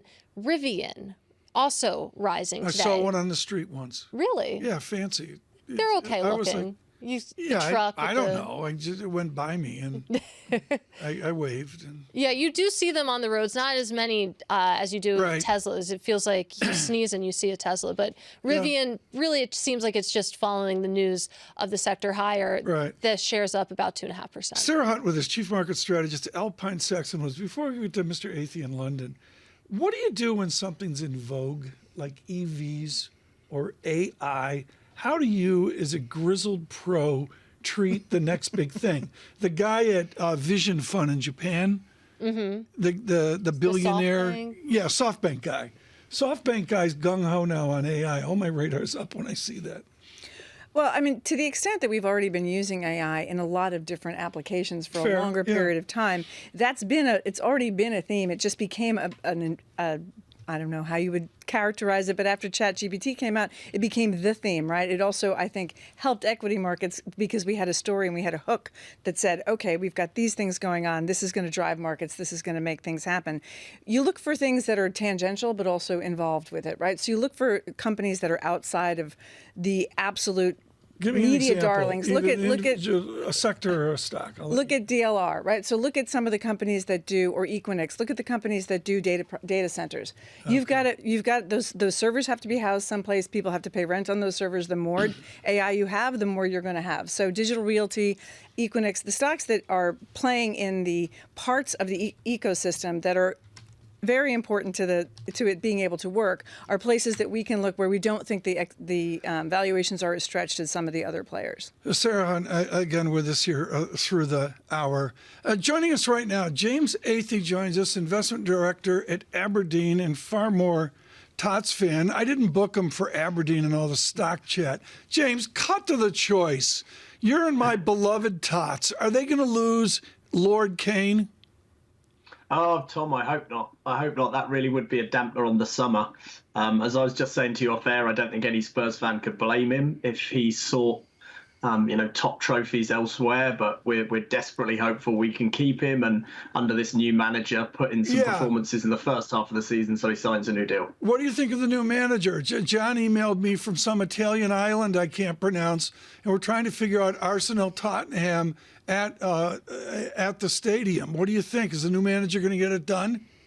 Yeah, well, I mean, hope so. At the very least, what he's going to do is bring some entertainment back, because, I've got a season ticket and have done for many, many years. And the last few years have been at times very difficult. So if he brings entertaining football back, at the very least, that'll make it enjoyable to be there. The entertainment of the stock and bond market, and as somebody as institutionally as responsible as Aberdeen, what do you do at mid-year if you're behind the market? I don't mean Aberdeen behind the market, but the millions of people that just missed it. What's the plan at July 2?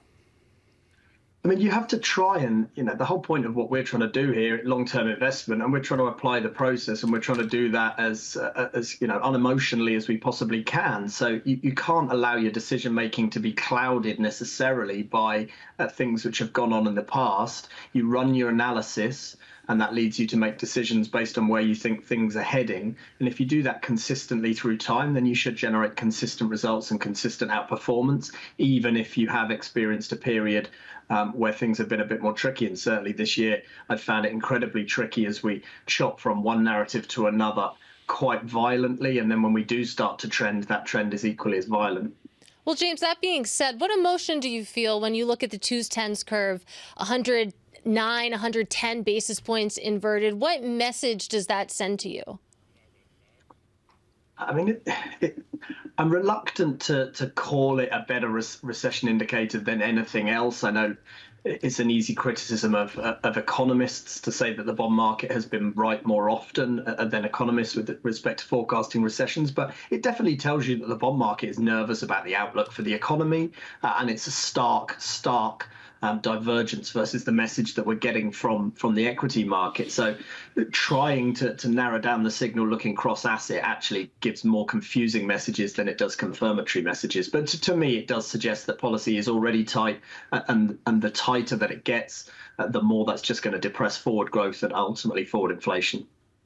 So we've seen some tighter policy in terms of higher interest rates, but the question really becomes, has that really tightened money flow? And there is, to the extent that it seems like there's been more liquidity rather than less liquidity over a period of time, there's an argument that that's been fueling the equity rally. There's another argument that the bond market doesn't have a lot of signals right now, and it's not the same as it has been historically. I'm always wary of those arguments because I think that a lot of those historical combinations do matter, but you had 15 years of interest rate suppression. So do we really have a tighter global credit situation? I mean, you have higher rates, so for borrowing purposes we do, but there's just been a lot of liquidity. So how do you think about that? Yeah, I mean, it's very complicated, Sarah. It really is, because, what we learned from the post-crisis period was that liquidity provided into the financial system was not necessarily liquidity provided into the real economy. So you had asset price inflation and not consumer price inflation. And then post-pandemic, the governments really did become the transmission for market liquidity to become real economy liquidity. So the fact that central banks have been trying to withdraw liquidity from financial markets, but actually have been interrupted along the way, has indeed created this bounce in equity markets, or at least it seems to have coincided with a bounce in central bank provided liquidity. But when you look at some of the broader kind of more traditional money stats, you still see a picture which is declining year-on-year money growth, whether it's M2 in the US, M3 in Europe, or M4 in the UK. All of those monetary aggregates are telling you that real economy money is tighter today and is getting tighter. So then the question becomes, do we stay tighter for longer, right? Because that's also been the question. The markets are pricing in, or at least according to the Bloomberg function, WARP is pricing in the fact that we're going to start cutting rates in the 6-month period. Do we think, I think that that's going to be tough for the Fed to do, but what do you think about global liquidity going forward? And what do you think about what the Fed and other central banks are going to do? Are they going to be able to hold rates stronger, or do you think that they are going to end up cutting rates? Yeah, ultimately, I think they will end up cutting rates. I think history doesn't provide a lot of examples or analogues for where policy has tightened as rapidly as this. Unemployment has been at very low cyclical or even secular lows, and we've managed to find a sort of stable equilibrium in that situation. It doesn't tend to be the case. It tends to be the case that unemployment goes sideways for a short while at the lows, and then for one reason or another, it rises, and that very much is the backbone of the cycle. So I was looking at this in the UK because it's such an extreme example, and I used this through trial and error. I just use a 600-day lag between those broad money growth aggregates and headline inflation, and that 600 days suggests to me that given where we are in terms of central bank policy right now, we'll be seeing 0% headline inflation in the UK in kind of 18 months' time. Quite how far the Bank of England gets with its hikes before that data starts to show that progress is obviously difficult to say. Very quickly here, we got 30 seconds, James Athey. If we get that large first derivative move in disinflation that you're talking about, Ed Hyman's talking about, many others are talking about, what do equities do? Well, equities will find a way to turn that into a positive. I think disinflation without a downside in growth, without an upside in unemployment, is the Goldilocks soft landing narrative. I think that's what equities are trying to price at the moment. I think the reality check comes for equities and generally does cyclically when unemployment starts to tick up, when we get that first very weak or negative payrolls. I think that's when they have to start to think about what that means for the earnings outlook. James, thanks for the brief. James Athey with us there of Aberdeen. They're on the equity markets and the future of the tots as well. That was my English football moment for the day. I miss Ferro so much. I can't help Did you watch the Formula One Grand Prix this weekend in Austria? I did not. It was very Austrian. I looked at they had like 300,000 people. No one there bought the 97-year Austrian piece. That's down 70%. I would know that because I bought it at the top. Standard & Poor's this morning, it is flat. Good morning to all of you on Bloomberg Television and Bloomberg Radio. Katie Greifeld in for Lisa Abramowicz and Jonathan Ferro. It is a Monday of substance. There's no other way to put it. I just thought that we would sort of nail in here. Do you know how many hot dogs America eats on 4th of July? I should know because I know you put it in the chat at some point, but I don't know, actually. I don't believe the number, but it's 150 million hot dogs. I hope that's over like the extended weekend. Yeah, not in all one day, I would hope. That's a lot of hot dogs. I'm not a huge hot dog fan. I love the Mike's mustard commercials. Yeah. With the Yankees baseball. Uh-huh. Do you put ketchup on a hot dog? I don't eat hot dogs, but if I do, I would do mustard, I think. Bramo eats hot dogs. Mustard and sauerkraut. There you go. Thank you. That's you don't good. put ketchup on, right? No. Yeah, Mike's Mustard of New Jersey. They're really big on this. Afterthought uses ketchup on a hot dog. It's ridiculous. You can't put it's red on red. I don't know. I'm weird about colors. It is. Yeah. Thank you. Yeah. You need the contrast with Say the good mustard. morning to Zweigel Hots, White Hots and Red Hots up in Western New York. The best. Mm-hmm. Mm-hmm. Maybe I'll eat a hot dog When now. was the last time you... Wait a minute. You went to Haverford and they didn't serve hot dogs, No, right? It was like tofu dogs? Yeah, it was baked chicken and stuff along those lines. Okay. I had a lot of quinoa in college. That was my I favorite. didn't know how to pronounce it until I was lectured on it. I had to repeat it 10 times as well. We're going to continue. Sarah Hunt with us here from Alpine Saxon, and also coming up, Jim Bianco. Ellen Zentner will join us as well, and really important at the 8:30 hour on equities in the derivatives space. Anna Hahn will join us from Wells Fargo. Really looking forward to that. What a strong day. The team didn't mail it in today. No, I know. A lot to talk The about. only one that's here is Amy. This is Bloomberg. Good morning.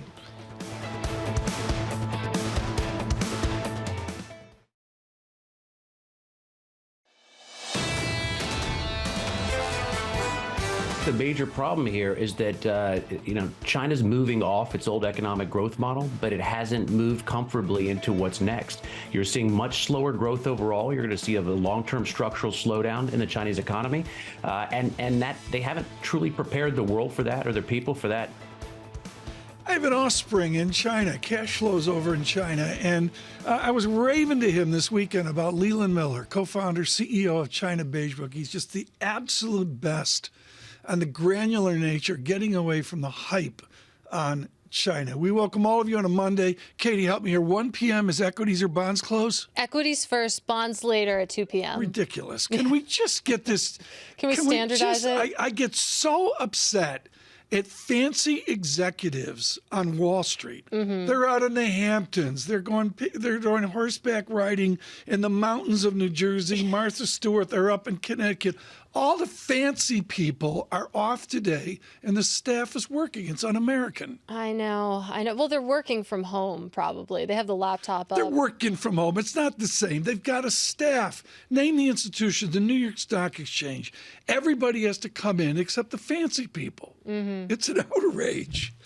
Red and green on the screen are NASDAQ up a little bit. The VIX 13.81 as well. The data check, I want to look at bonds here, 4.95%. Seriously, folks, 2-year yield, we're on the 5% watch. What will that do to money market funds here as well? 10-year yield, 3.86%. In the headline number today, massive curve inversion, 110 basis points of curve inversion. I'm going to call it a record wide as well. Sarah Hunt with us, with equity strategists. How do you interpret a curve inversion? What does maximum financial media talk? OMG, 110 basis points. What's it translate to over to an equity analysis? It translates into a very challenging environment for anybody who is lending long, because you are not getting a good, you don't have as much room.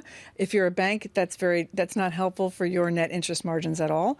And to the extent that it's supposed to presage a slowdown in the economy and or concern about growth going forward, I think that inversion, I mean, Michael Darda was on last week and had some really good stats on how long it can stay inverted and when it finally starts to matter. Yeah. And the argument has been now, well, it doesn't matter, but it's only been 11 months that it's been inverted. And that's a very wide, 7 months to 25 months, that's a very wide spread in terms of how long it starts to really affect the economy overall. So I think that there's really a question as to what that's signaling right now. But I think that it is not generally a good signal. Darda's, in his newsletter, like Sunday or Saturday, thank you, Michael, for mentioning the show and what we talked about and all. There's a photo of him sleeping on a couch, like he's like completely. Sarah, Darda's like comatose. He's like sleeping. Are you like relaxed in this market? Can you take like the Alpine Saxon nap? Well, I think that his style is more laconic, so it's possible that he's not just relaxed. He's relaxed. With dogs like that, he's very laconic. But I think you can't take a nap. I mean, you can never take a nap in the equity markets. I think the problem is that with this striation between what's run so far in technology stocks and where most of the market has been all year has been a surprise to people. And I think the question really becomes what happens to earnings next? Because are we going to get the ice of Mike Wilson, or are we going to stay with higher earnings, which is what the market's pricing in, because then the multiple isn't as much at risk. But when you have a big multiple expansion, if earnings come down, then you start to see, the earnings are coming down, now the multiple contracts. That's a problem. That's a bigger problem for Absolutely equities. Brilliant. Sarah, thank you so much for being with us for this hour today. Speaking of someone who has not slept in 3 years, Enda Curran, with huge courage, ran the fort in Hong Kong. He is now our global economy reporter and student in Washington as well. Enda, thank you so much for joining us today. Enda, Yellen to China. Who will greet the Secretary of Treasury? We don't yet know the exact details on which officials will greet her, Tom. Probably her counterparts at that level in the economic space. It's unlikely that she will perhaps get to a meeting with President Xi, for example, in the way Secretary of State Blinken did a few weeks ago. Remember, the guardrails for her kind of purview are less about trade, it's pure about the economic stuff. So she'll probably be focused on what's happening in China's economy, what's happening in the US economy. And the messaging from the Treasury has really been about managing expectations. They're not talking about any kind of a breakthrough on this. They're talking about improving communications between both sides and maybe looking for some areas where there can be cooperation. So no, not really a breakthrough meeting, but certainly a continuation of the trend of an attempt to stabilise relations in recent weeks. And Enda, looking at the reporting, as of now, it looks like, though, she's not expected to meet with Chinese President Xi Jinping. Is that correct? Yeah, I mean, it's probably, we'll have to see how it plays out, but it's probably unlikely to happen. It's more significant that she's going in the first place, Katie. Remember, this meeting has been talked about for so long and it's been derailed by various incidents over the past year or so. You had Nancy Pelosi's visit to Taiwan. Then, of course, you had the balloon incident. But it's back on track now, and it's speaking to this idea that they are trying to stabilise things. And remember, Ms Yellen herself is pushing this idea of not decoupling but de-risking the two economies. Now, you can argue what the difference is, but that's the line she's pushing. Nonetheless, though, there might be some pushback against Ms Yellen as well. The Chinese side may ask her, what about these investment and export controls that your government is talking about imposing in recent weeks? So there are certainly grounds for some tension, even though this is meant to be a visit to stabilise things. And then to talk about what this relationship used to look like, specific to the Treasury Secretary. Of course, this is Yellen's first trip to China as Treasury Secretary. But as I understand it, at one point, the Treasury Secretary used to visit China every 6 months or so.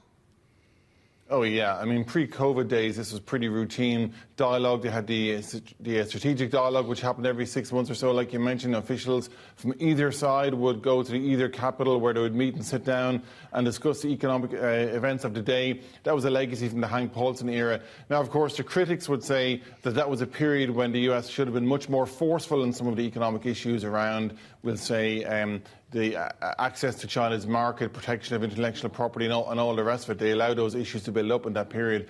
But nonetheless, there was certainly a better framework for cooperation back then than there is now. We're a long way from where that was. And that's why this meeting with Yellen, the Treasury, are only managing expectations that this is only about getting things back on an even keel, trying to stabilise relations, rather than any kind of substantive breakthrough or agreement on any of the major matters, Katie.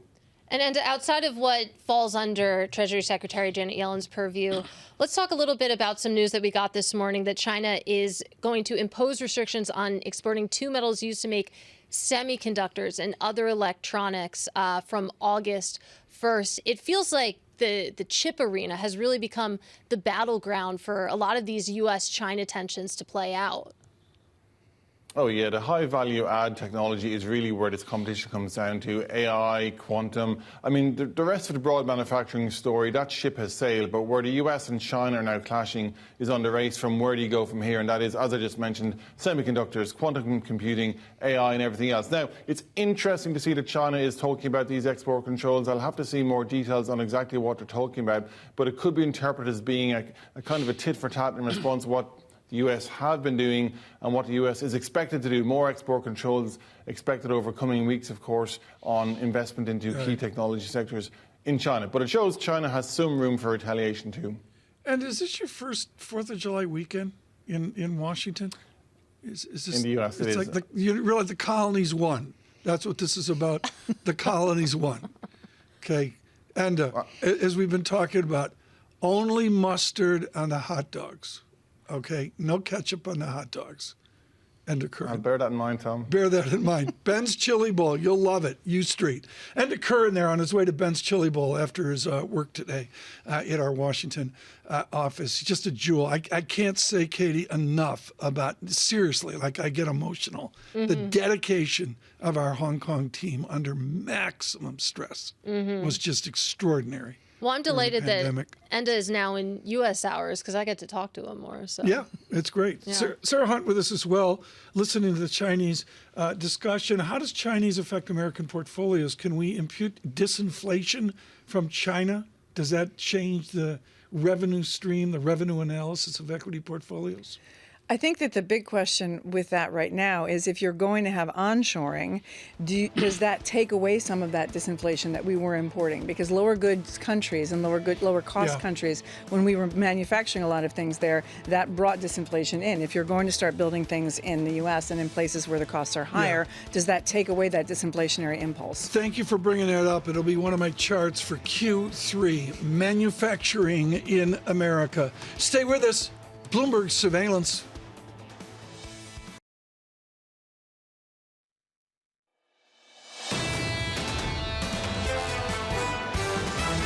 I really do think that those recession calls will continue to be misplaced. I've got a fairly bullish forecast for inflation. The disinflation narrative is going to start to become a bit more established. A lot of the data that we are placing our optimism on is backward-looking, not forward-looking. That sticky inflation is still the main concern. This is Bloomberg Surveillance with Tom Keene, Jonathan Ferro, and Lisa Abramowicz. Good morning, everyone. Jonathan Ferro, Lisa Abramowicz, and Tom Keene. Our strongest holiday Monday since I've been at Bloomberg. A superb hour ahead. Jim Bianco will join us. Ellen Zentner will join us for the entire hour, and we do it with real significant changes in the bond market. Brammo out. Ferro out. I'm in. Greifeld here.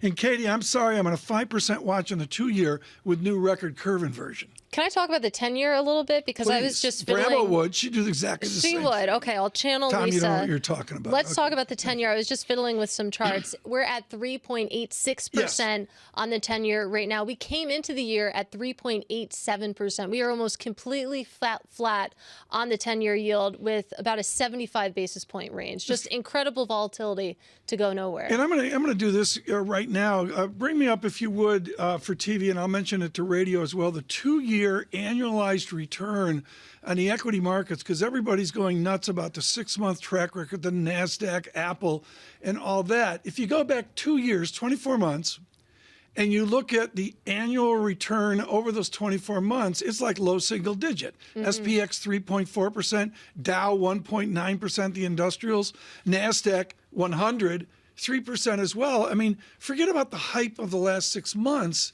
It's been, post-pandemic, we've noodled along. We've noodled along. I love that term. Well, you think about just how ugly 2022 was. I mean, when we think about the rebound that we've had since October, it's easy to forget. But we were down double digits and then some on all the big benchmarks last year. It'd been a while since we've seen that. We're not going to brief this hour. Were we briefing this hour? We're not. I don't know. We're not briefing, but we're going to do this because it's important. We miss John Ferro. He's on his 4th island off Italy. I think they're all off Naples. I didn't realize there were so many islands off Naples. Yeah. But Naples did well in football this year. That's soccer in Ferro talk. Going to write that down. And write it down. And we got ISM manufacturing, prices paid, employment, new orders, even awards, total vehicle sales. And the answer is these are still sort of soggy numbers. I mean, it's not morning in America when you look at the first look of June here on July 3rd. Yeah, no, it's definitely, I mean, you look at U.S. manufacturing PMI expected at 46.3. That is solidly below 50. So not great there. But then you think about other parts of the economy that are still doing really, really well, just defying the messages that we're getting from the yield curve. Our schedule here, to be quick, is markets closing at 1 and 2. I don't know which. Equity and then bonds. Fine, we're going to do that.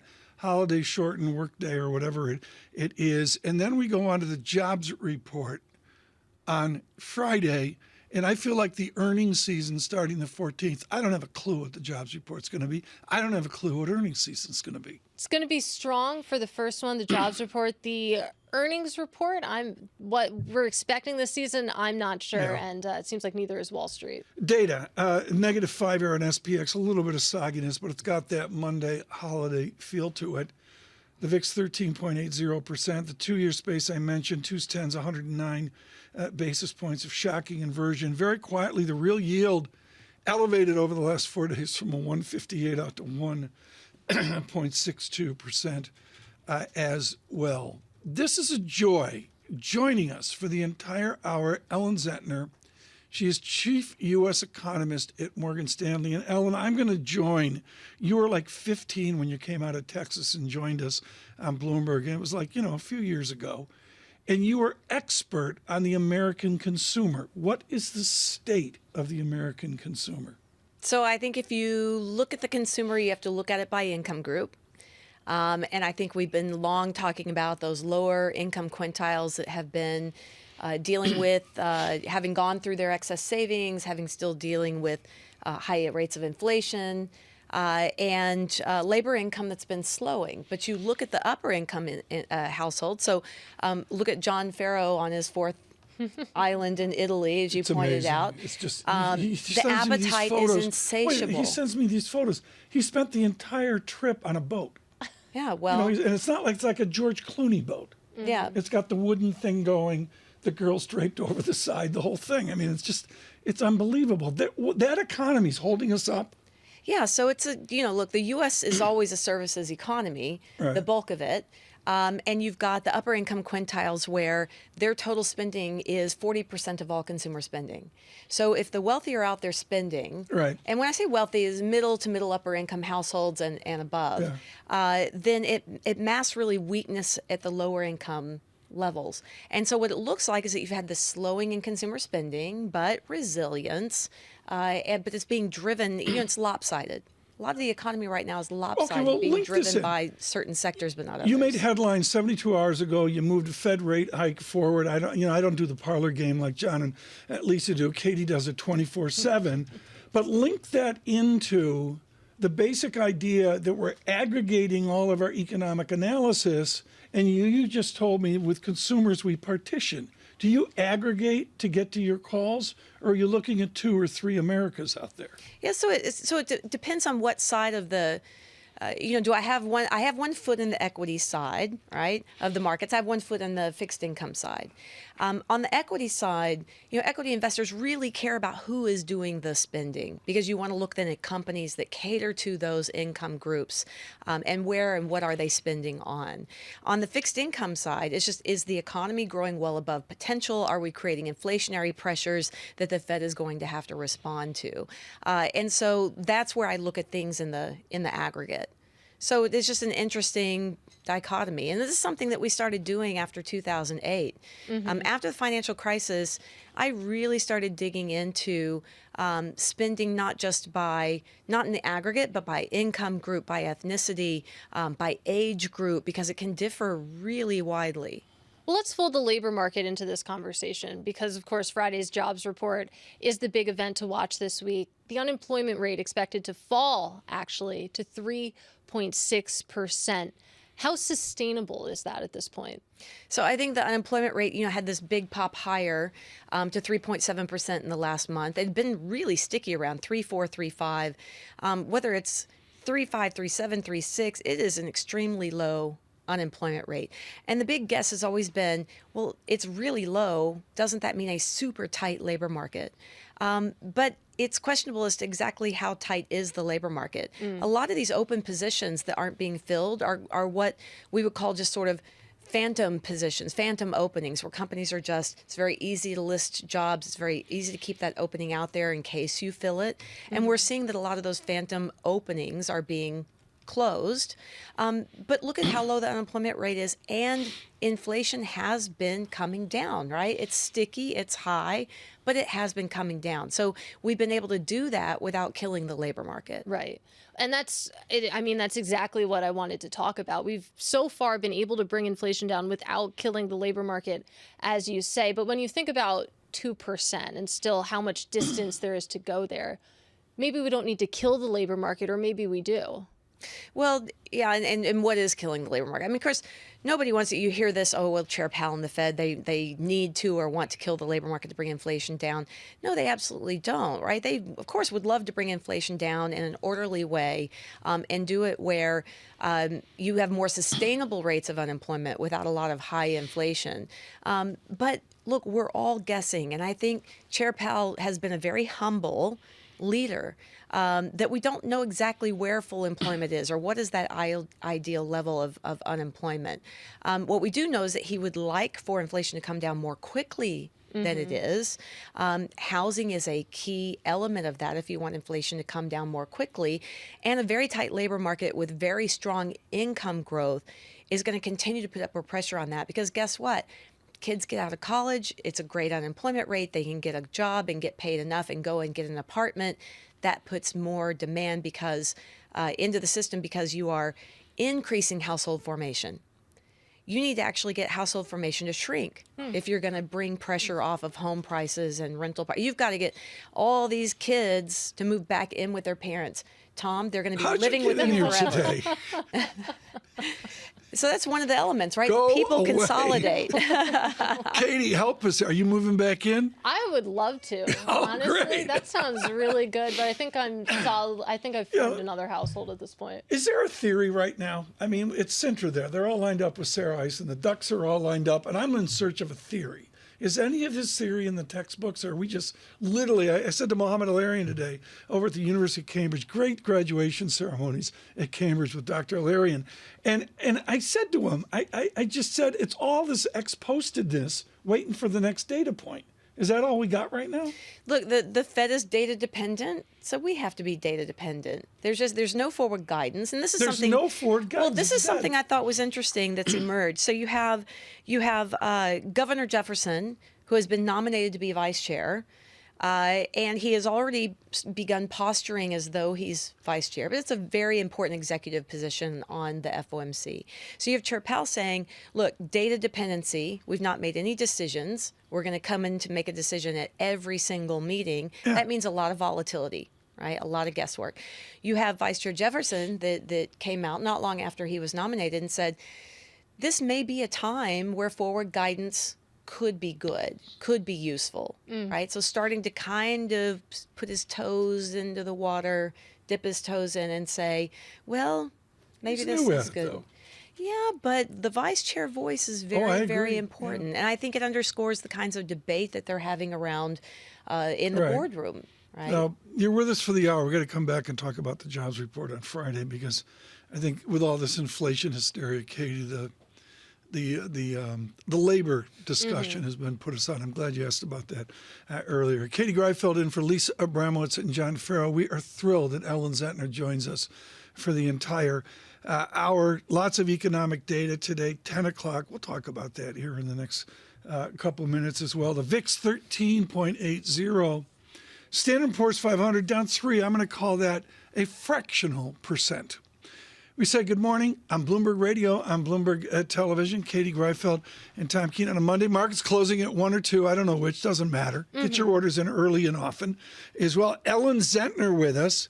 And let us continue here on ISM manufacturing. I never really looked at it. I didn't care. Ferro says, don't be an American dummy. It matters. The ISM surveys are under 50. Does that signal contraction? So at a level of 46 about where ISM is, historically that is a recession level. Now, under 50 doesn't mean recession, but generally you can start to get to the 48 level, and that tends to be sort of the average historically where you're getting into trouble. Now, the thing about ISM, and maybe this gets into sort of the boring nitty-gritty that economists get into, there is a component within the ISM called delivery time. So if I'm super busy and I'm trying to catch up on all these incoming orders and produce them, my delivery times are going to slow down. That actually means that things are tight, and that's a good thing. When delivery times become better, it means that, well, I've got, I'm producing things really quickly. I don't have a lot of incoming orders, and I can get them out the door quickly. Because supply chain disruptions meant that my delivery times were really slower because I just didn't have a whole lot of business. That actually was supporting ISM at that time. And as delivery times have increased because supply chains are normalizing, that's actually depressed ISM. Now, so at 46, that's not a good level, right? Tell me if you're confused yet. So this is what economists are good at. I've been confused with you for years. This is what economists are good at. We're going to be saved by the break. Ellen Zentner with an ISM lecture. Where's Ferro? He would have taken notes. He would have loved that. Stay with us. Jim Bianco, president of Bianco Research. What an 8 o'clock hour.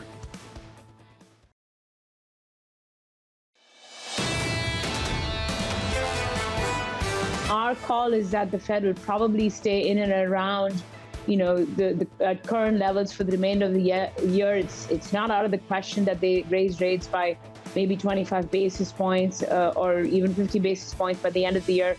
But, that's only going to really bring the recession, forward, if you will.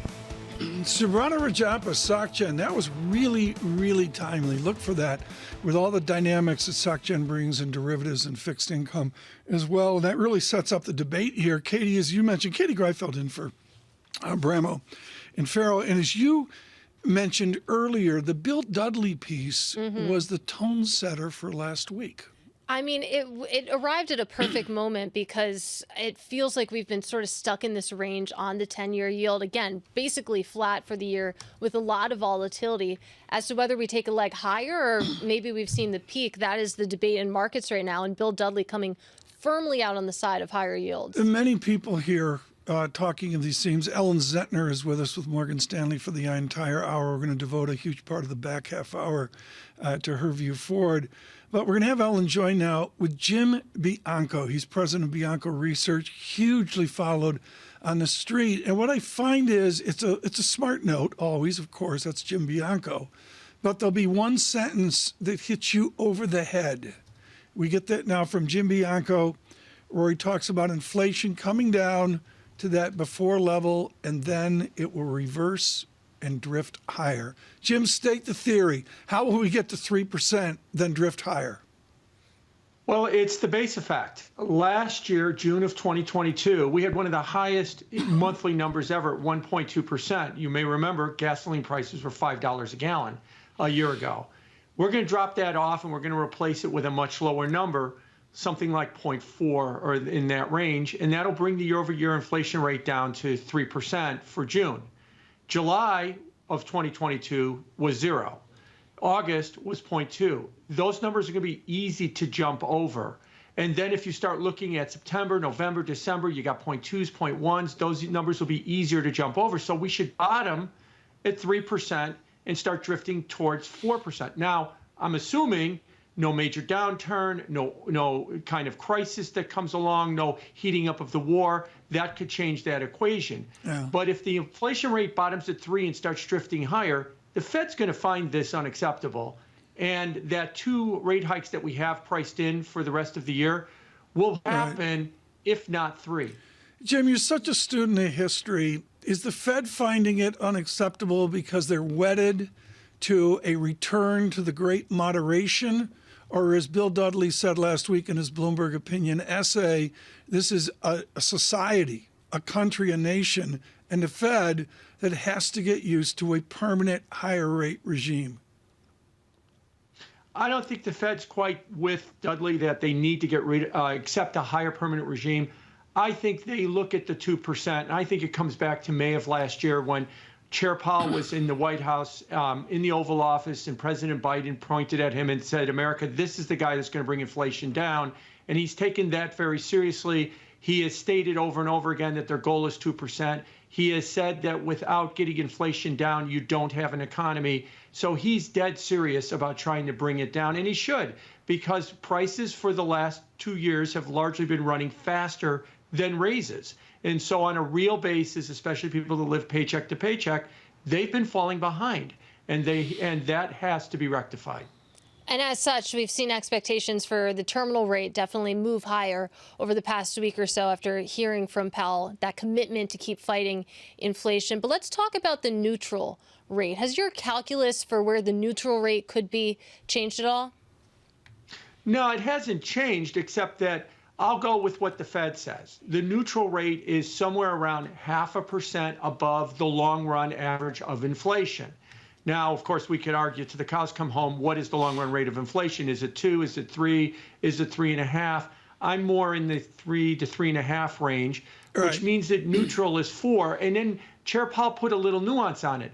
He said the entire yield curve has to be above the neutral rate, not just the funds rate. So some of the rates, like the 10-year note at around 3.85, are not quite there. And so that would suggest higher rates. So I am with Bill Dudley on that rates are probably going to continue to drift higher. It feels like a Fed Decide show. We got Jim Bianco and Ellen Zentner with us. Ellen, I want you to ask a question to Mr. Bianco. Try to be nice. But Ellen, I want to get an observation from you first. Is this a Fed that has to make, as John Taylor of Stanford would say, this is a Fed that has to make a regime shift away from the silliness of 1.x run rate on the Fed funds rate? Well, I think this is something that is going to underscore how much they have to go back to the table, as they said, every 5 years, and taking a look at their entire framework of how they conduct monetary policy and things like, are we at a longer run, higher neutral rate? Are you with Clarida on this, and Olivier Blanchard and others? I think that these things are evolution, not revolution, when they make changes. I don't think that they're going to change the inflation target, but I think they can fudge around it like some of the central banks and have a band of uncertainty around that. But Jim, I want to ask you, when you think about how long the expansion will last, we're going to have a downturn at some point, and probably inflation will still be higher than goal at that point. Does that mean that the Fed is going to be less reluctant to do a steeper cutting cycle in order to offset slower growth? Sure. And let's look back a year ago. A year ago, Q1, Q2, we had two consecutive negative quarters of GDP. And you remember a year ago, the big debate was, is that a recession? And most people said no. And what did the Fed do during that? They hiked, by 50 and then by 75. They were not deterred by a slowdown in GDP. So if we see the consensus forecast that at the end of the year we might see negative GDP numbers, if inflation stays elevated, I don't think that dissuades them from raising rates.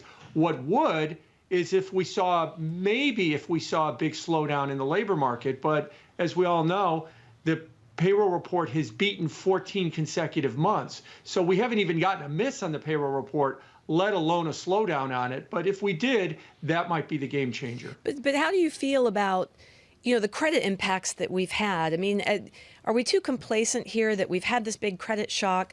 There's sort of the economy pre-March 8, then post-March 8. And it feels like there's one camp that says, well, we've just escaped that. It's just not going to have a big impact on credit and the labor markets. And then another camp that says, well, we've just not seen it yet. Where do you stand there?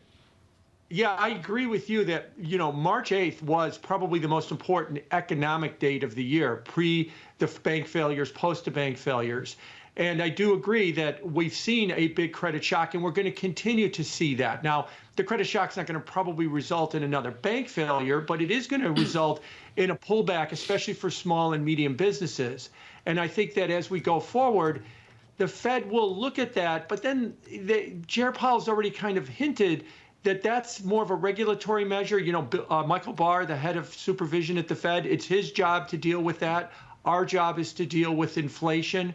So I don't think at the end of the day that the credit situation is going to dissuade the Fed other than push them from a regulatory standpoint, but not necessarily from a monetary policy standpoint. Jim Bianco, thank you. Jim Bianco with us today from Chicago. Really interesting idea, folks. I think some people share this, but maybe it's not articulated, of disinflation, inflation down, and then he's calling for a tick up there. That's an outlier call right now, but it's tangible. Yeah, really interesting to hear. Haven't heard much about, inflation is bottoming. And it sort of makes sense when you think about the Fed cycle that's expected, this stop and go sort of cycle. Sort of makes sense that you would also see inflation follow that path. I mean, it's going to be interesting to see, and we're going to see it in the data today. And again, we will have ISM for you later this morning. That first look, I've never looked at it, but Ferro, he's like up at 2 a.m. getting ready for it. Today's the day. Today's the day. We're going to continue. Ellen Zentner of Morgan Stanley is with us. We'll have ample time with her in the back half of the next hour. Coming up, if you are in the equity markets, if you are confused, Anna Hahn, equity strategist at Wells Fargo. We're going to do that next. What a list today. It's great. I'm tearing up.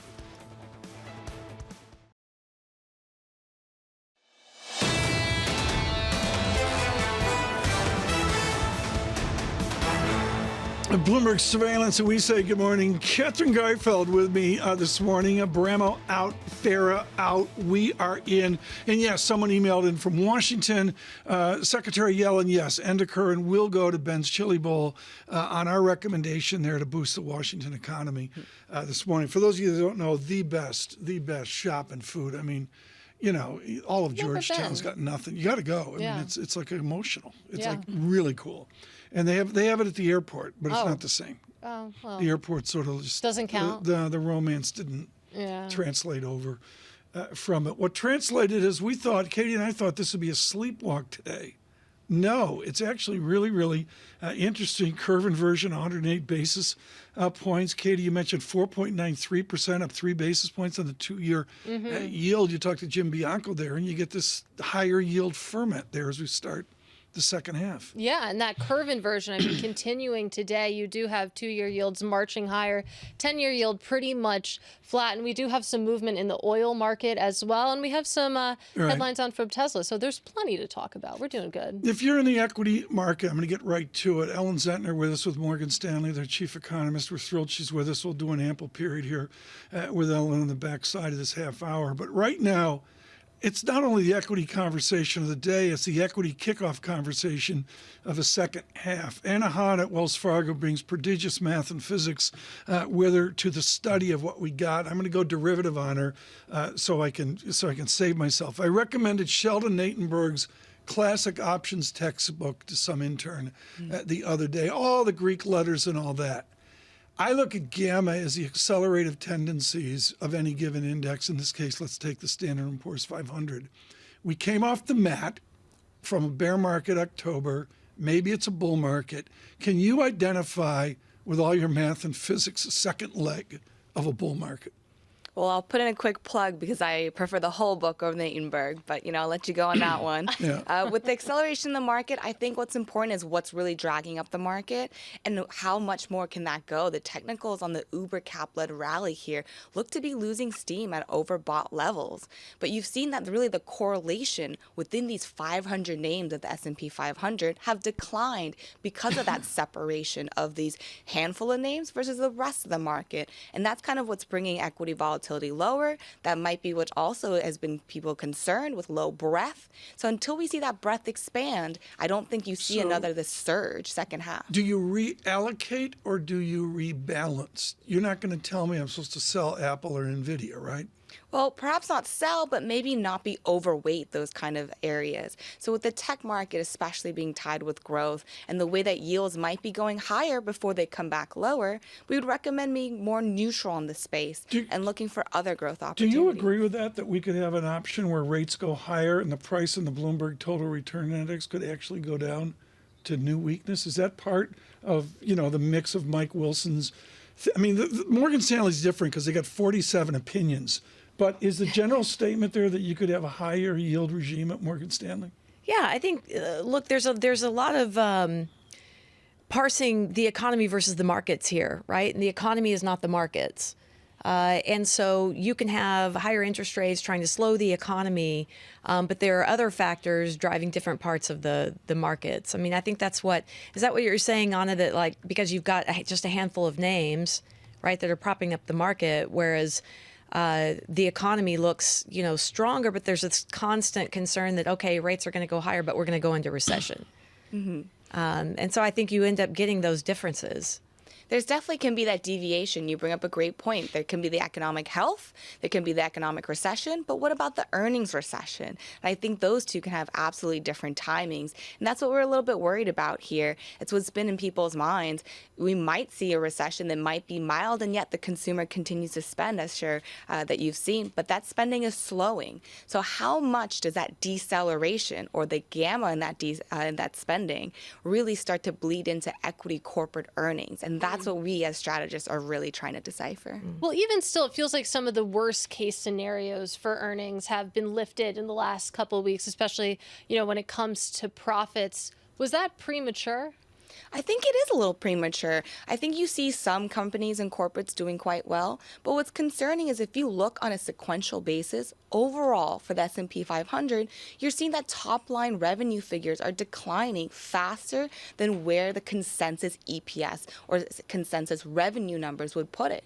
Now, take into account, we're also seeing more margin compression than expected. What happens, what's remaining of that bottom line sequentially for growth? Now, that's not to say, again, that could be a little different from where multiples trade and where the market can trade. Perhaps the market is already looking to next year's earnings, but we do have to keep in mind that we need to still get there and we have another 6 months. I also want to get your thoughts on equity volatility. You brought it up, and you look at the VIX right now, it's below 14. Equity vol has been declining, but does a VIX below 14 feel right at this moment? Well, when you say feel right, I would say given what's happened with the actual bounds and what's leading the market, it's not. I think that's part of what it is, that index correlation that brings it down. But on the other hand, who thought with this post-pandemic regime we would see a 13 handle again so soon, particularly with still the fear of recession. So I'd say that I don't know if it feels right. I can't say I feel quite comfortable, but mechanically it seems to be the right value. And now the part of the show, folks, where we go Nassim Taleb on Anahan. We do this to punish her. The essay of the first 6 months, rather, was Larry McDonald. Wrote a brilliant essay, went out on Wall Street. It was viral and all that. And he starts with a massive lump of money in ETFs, index funds, the wall of 401k institutional money out there. And then he walks through on top of it X number of derivative strategies, almost like tranches of a buildup of notional value. Do you and the quants at Wells Fargo feel that we are going into a second half with notional derivative instability potentials, or is there integrity to the system? Now, that's a great point when you bring up instability, because are people hedged right now? When vol is cheap, you would expect the hedges are cheap. But why buy this downside protection if we're only going one way upwards? Feels like you're tearing up money. So well, it feels like 1987, but continue.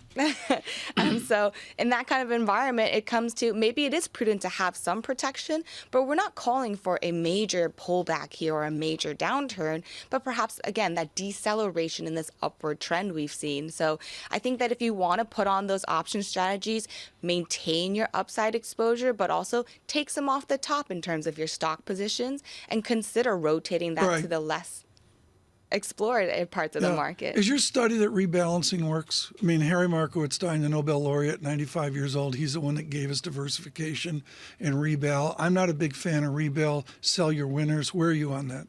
Well, I think it depends on timing. And here, again, we're not saying get out of your winners completely, but take a little. It's been 6 months and you've already gotten 33% on some of these names in the QQQ ETF in your passive. You can't be too mad about that one. And it wouldn't be the worst thing to take some of that home or pocket it and put it into something of the less. See that? She sounds like a trader. I mean, she was a trader. Yeah. Let's take that home. Take some profits, lock in some of those gains. I want to go back to that essay that Tom brought up. I think you were having a conversation with Amy Wu Silverman a week or two ago about covered call strategies. Some of the most popular ETFs out there on the market right now are covered call strategies. They sell call options. And when you think about the stability of markets and this drag lower in volatility, do those sorts of strategies have any volatility masking effects?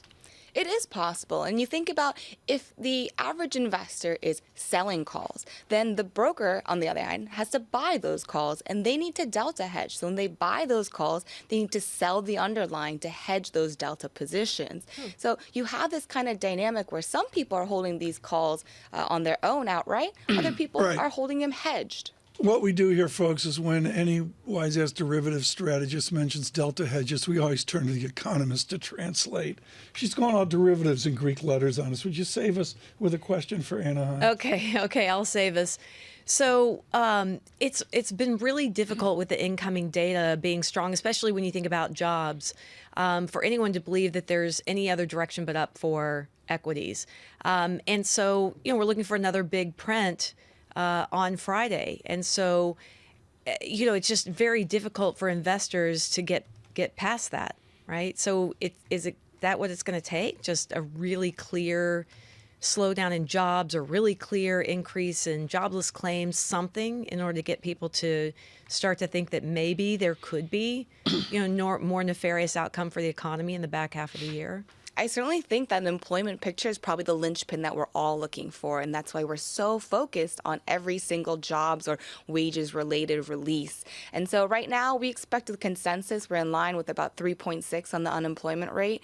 If that holds, I think the market has some of that priced in already, but unless we see, like you mentioned, something really concerning, a big uptick in unemployment or some big deterioration in the wage picture, for us, it seems like somewhat sideways to steady going. What's your SPX level?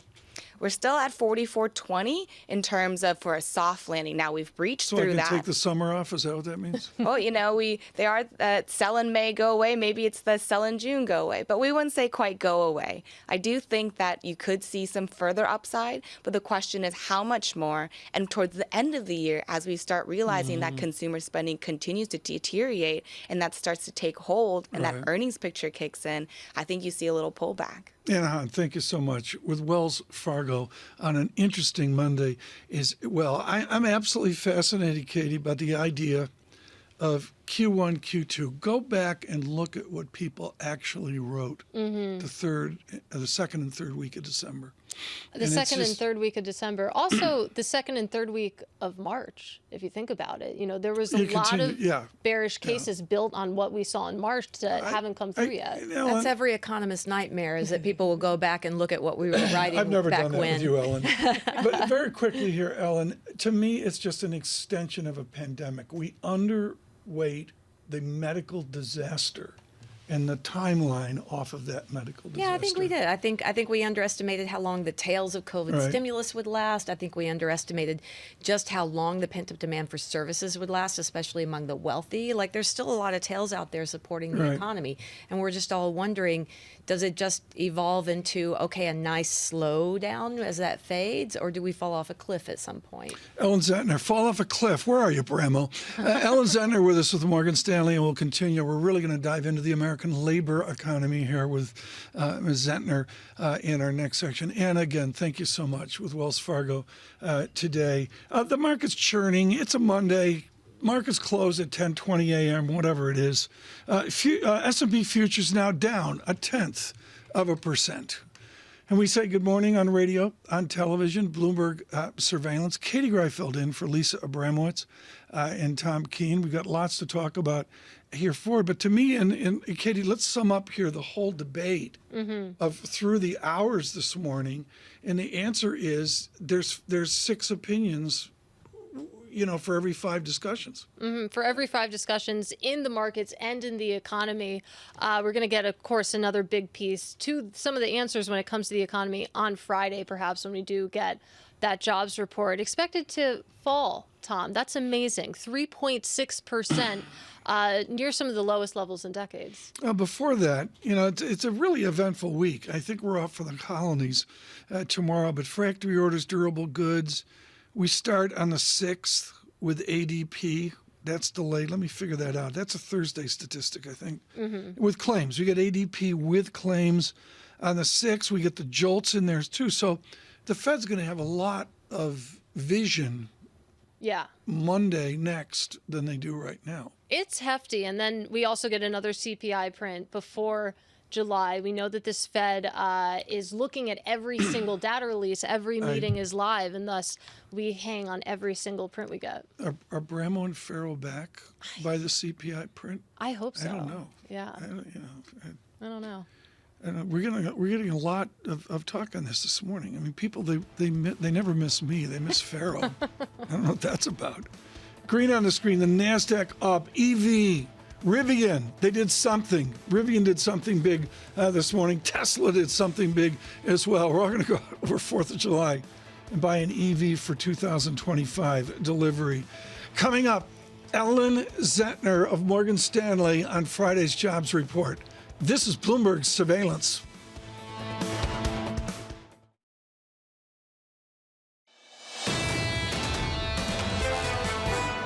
U.S. growth last year economic growth was 1% or so.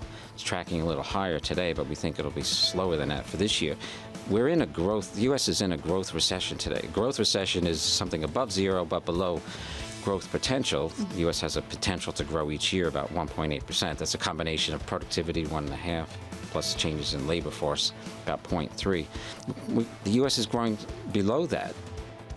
Tony Crescenzi of PIMCO. This is what we try to do, which is bring the zeitgeist to you, directly to you. He is the short-term bond expert with Jerome Schneider at PIMCO. And, of course, off Dan Isaacson's PIMCO interview in the FT this weekend, which made global headlines. And PIMCO a little bit cautious there on what we're going to see in terms of price up, yield down, duration coming in there. Really informed conversation.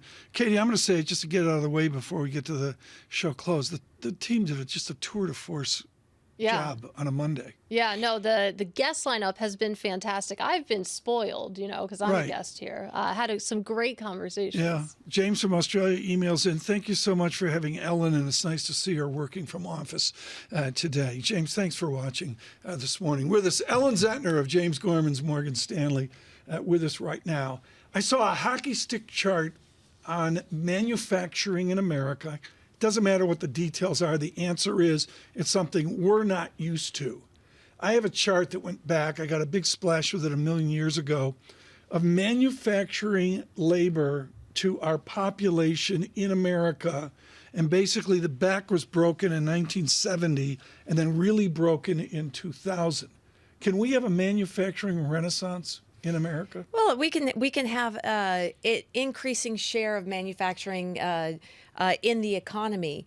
But these things are slow-moving beasts, and the decline in manufacturing over time has taken decades to play out, with larger step downs, as you said, in the 70s, and then as after the WTO and China's rise, right, more pronounced after that. And so I think we've got something exciting going on right now.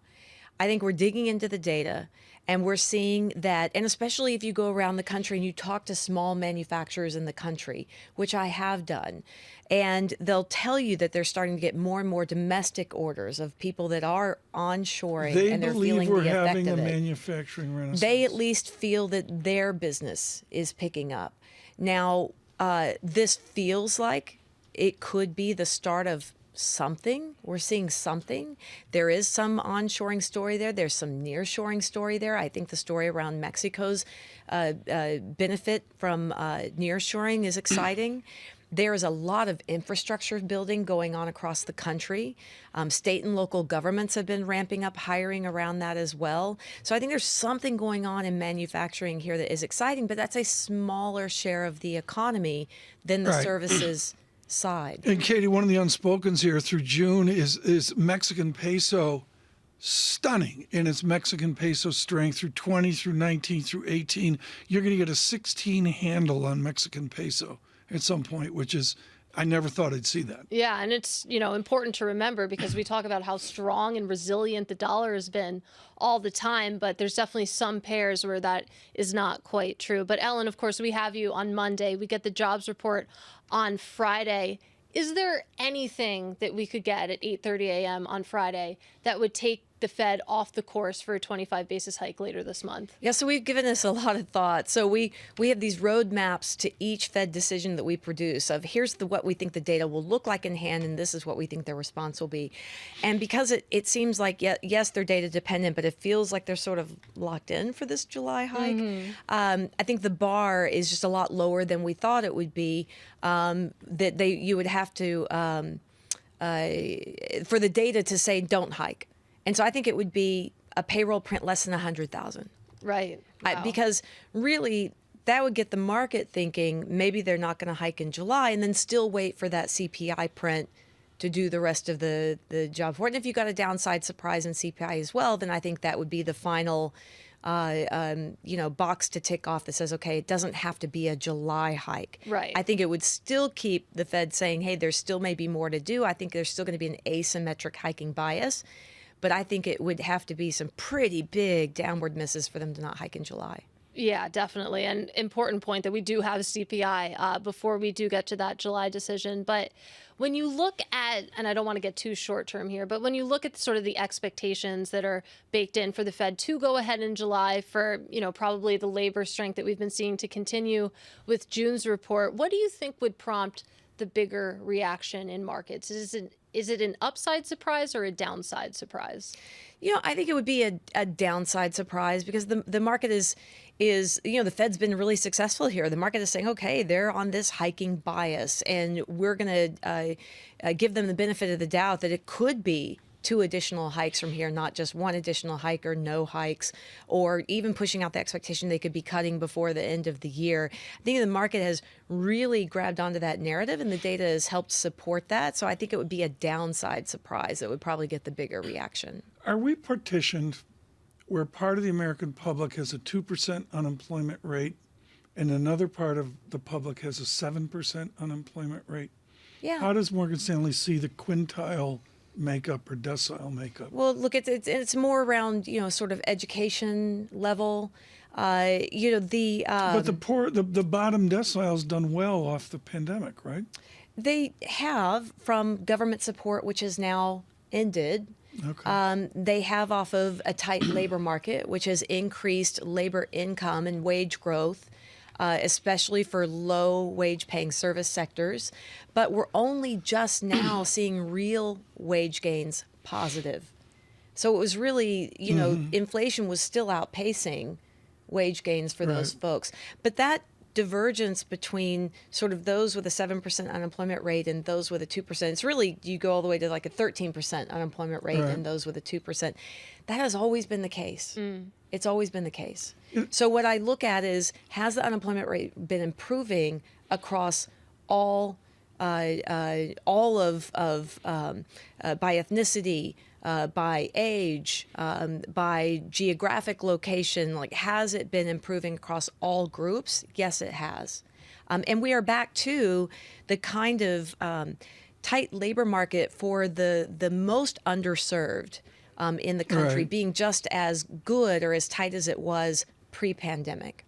Yeah, I look at this, and Alan, they said to me, can we get Zentner for the Monday before 4th of July? And I said, well, she's probably going to be in waders in some trout stream in Chile as well. But, folks, this is really a sacrifice on the part of Ellen Zentner, because she's going to take a nymph and a fly rod that I can't afford and go out in the river. This is the Zentner you don't know. Fly fishing with Zentner. Do you do the saltwater thing, the Seychelles and the Bahamas? Not as big on saltwater fly fishing. I do like saltwater, but not to fly fish. You go to Jackson Hole. Can't cast far enough. Yeah, you go to Jackson Hole, the Smith River, Salmon River, Jellystone River, and all of it.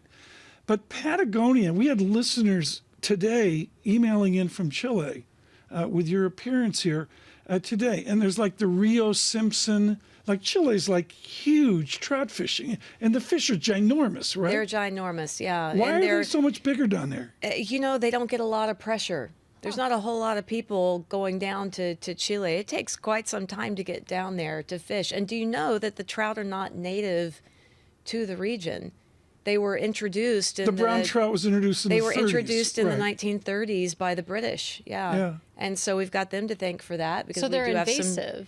They not invasive. No, listen to you. It's sport. It's not invasive. It's a brown trout. Some inflammatory commentary this morning. It's like we don't even miss Bramo. She's worth some Bramo. No, there's not evidence that they have killed off the native populations of fish, but they have really thrived there, and it's been a great industry now in Chile. What's your favorite river in the Rocky Mountains of this nation?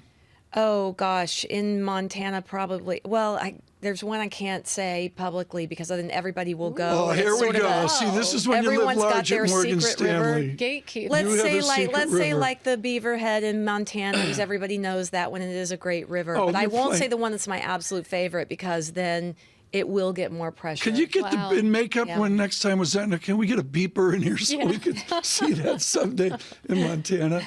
Is the fishing good near Jackson Hole, Wyoming, the third or fourth week of August? Well, it depends, right? The runoff was really big this year. A lot of those record snows, right? The river levels are high, and it's not been high like that in quite some time. August has been really dry. But if you love cutthroat fishing, then you want to be around Jackson Hole. James Gorman thinks she's cutthroat. She's going to be on the phone the first week of August. I just really think I need to go to Jackson Hole to read academic papers. This has been a joy. Ellen Zentner with us here on radio and television. Katie Greifeld, I'm going to tear up here. I'm going to miss you. This was great. Thank you. It was wonderful. I had a lot of fun. I wonder if I still have a job Wednesday. Good morning.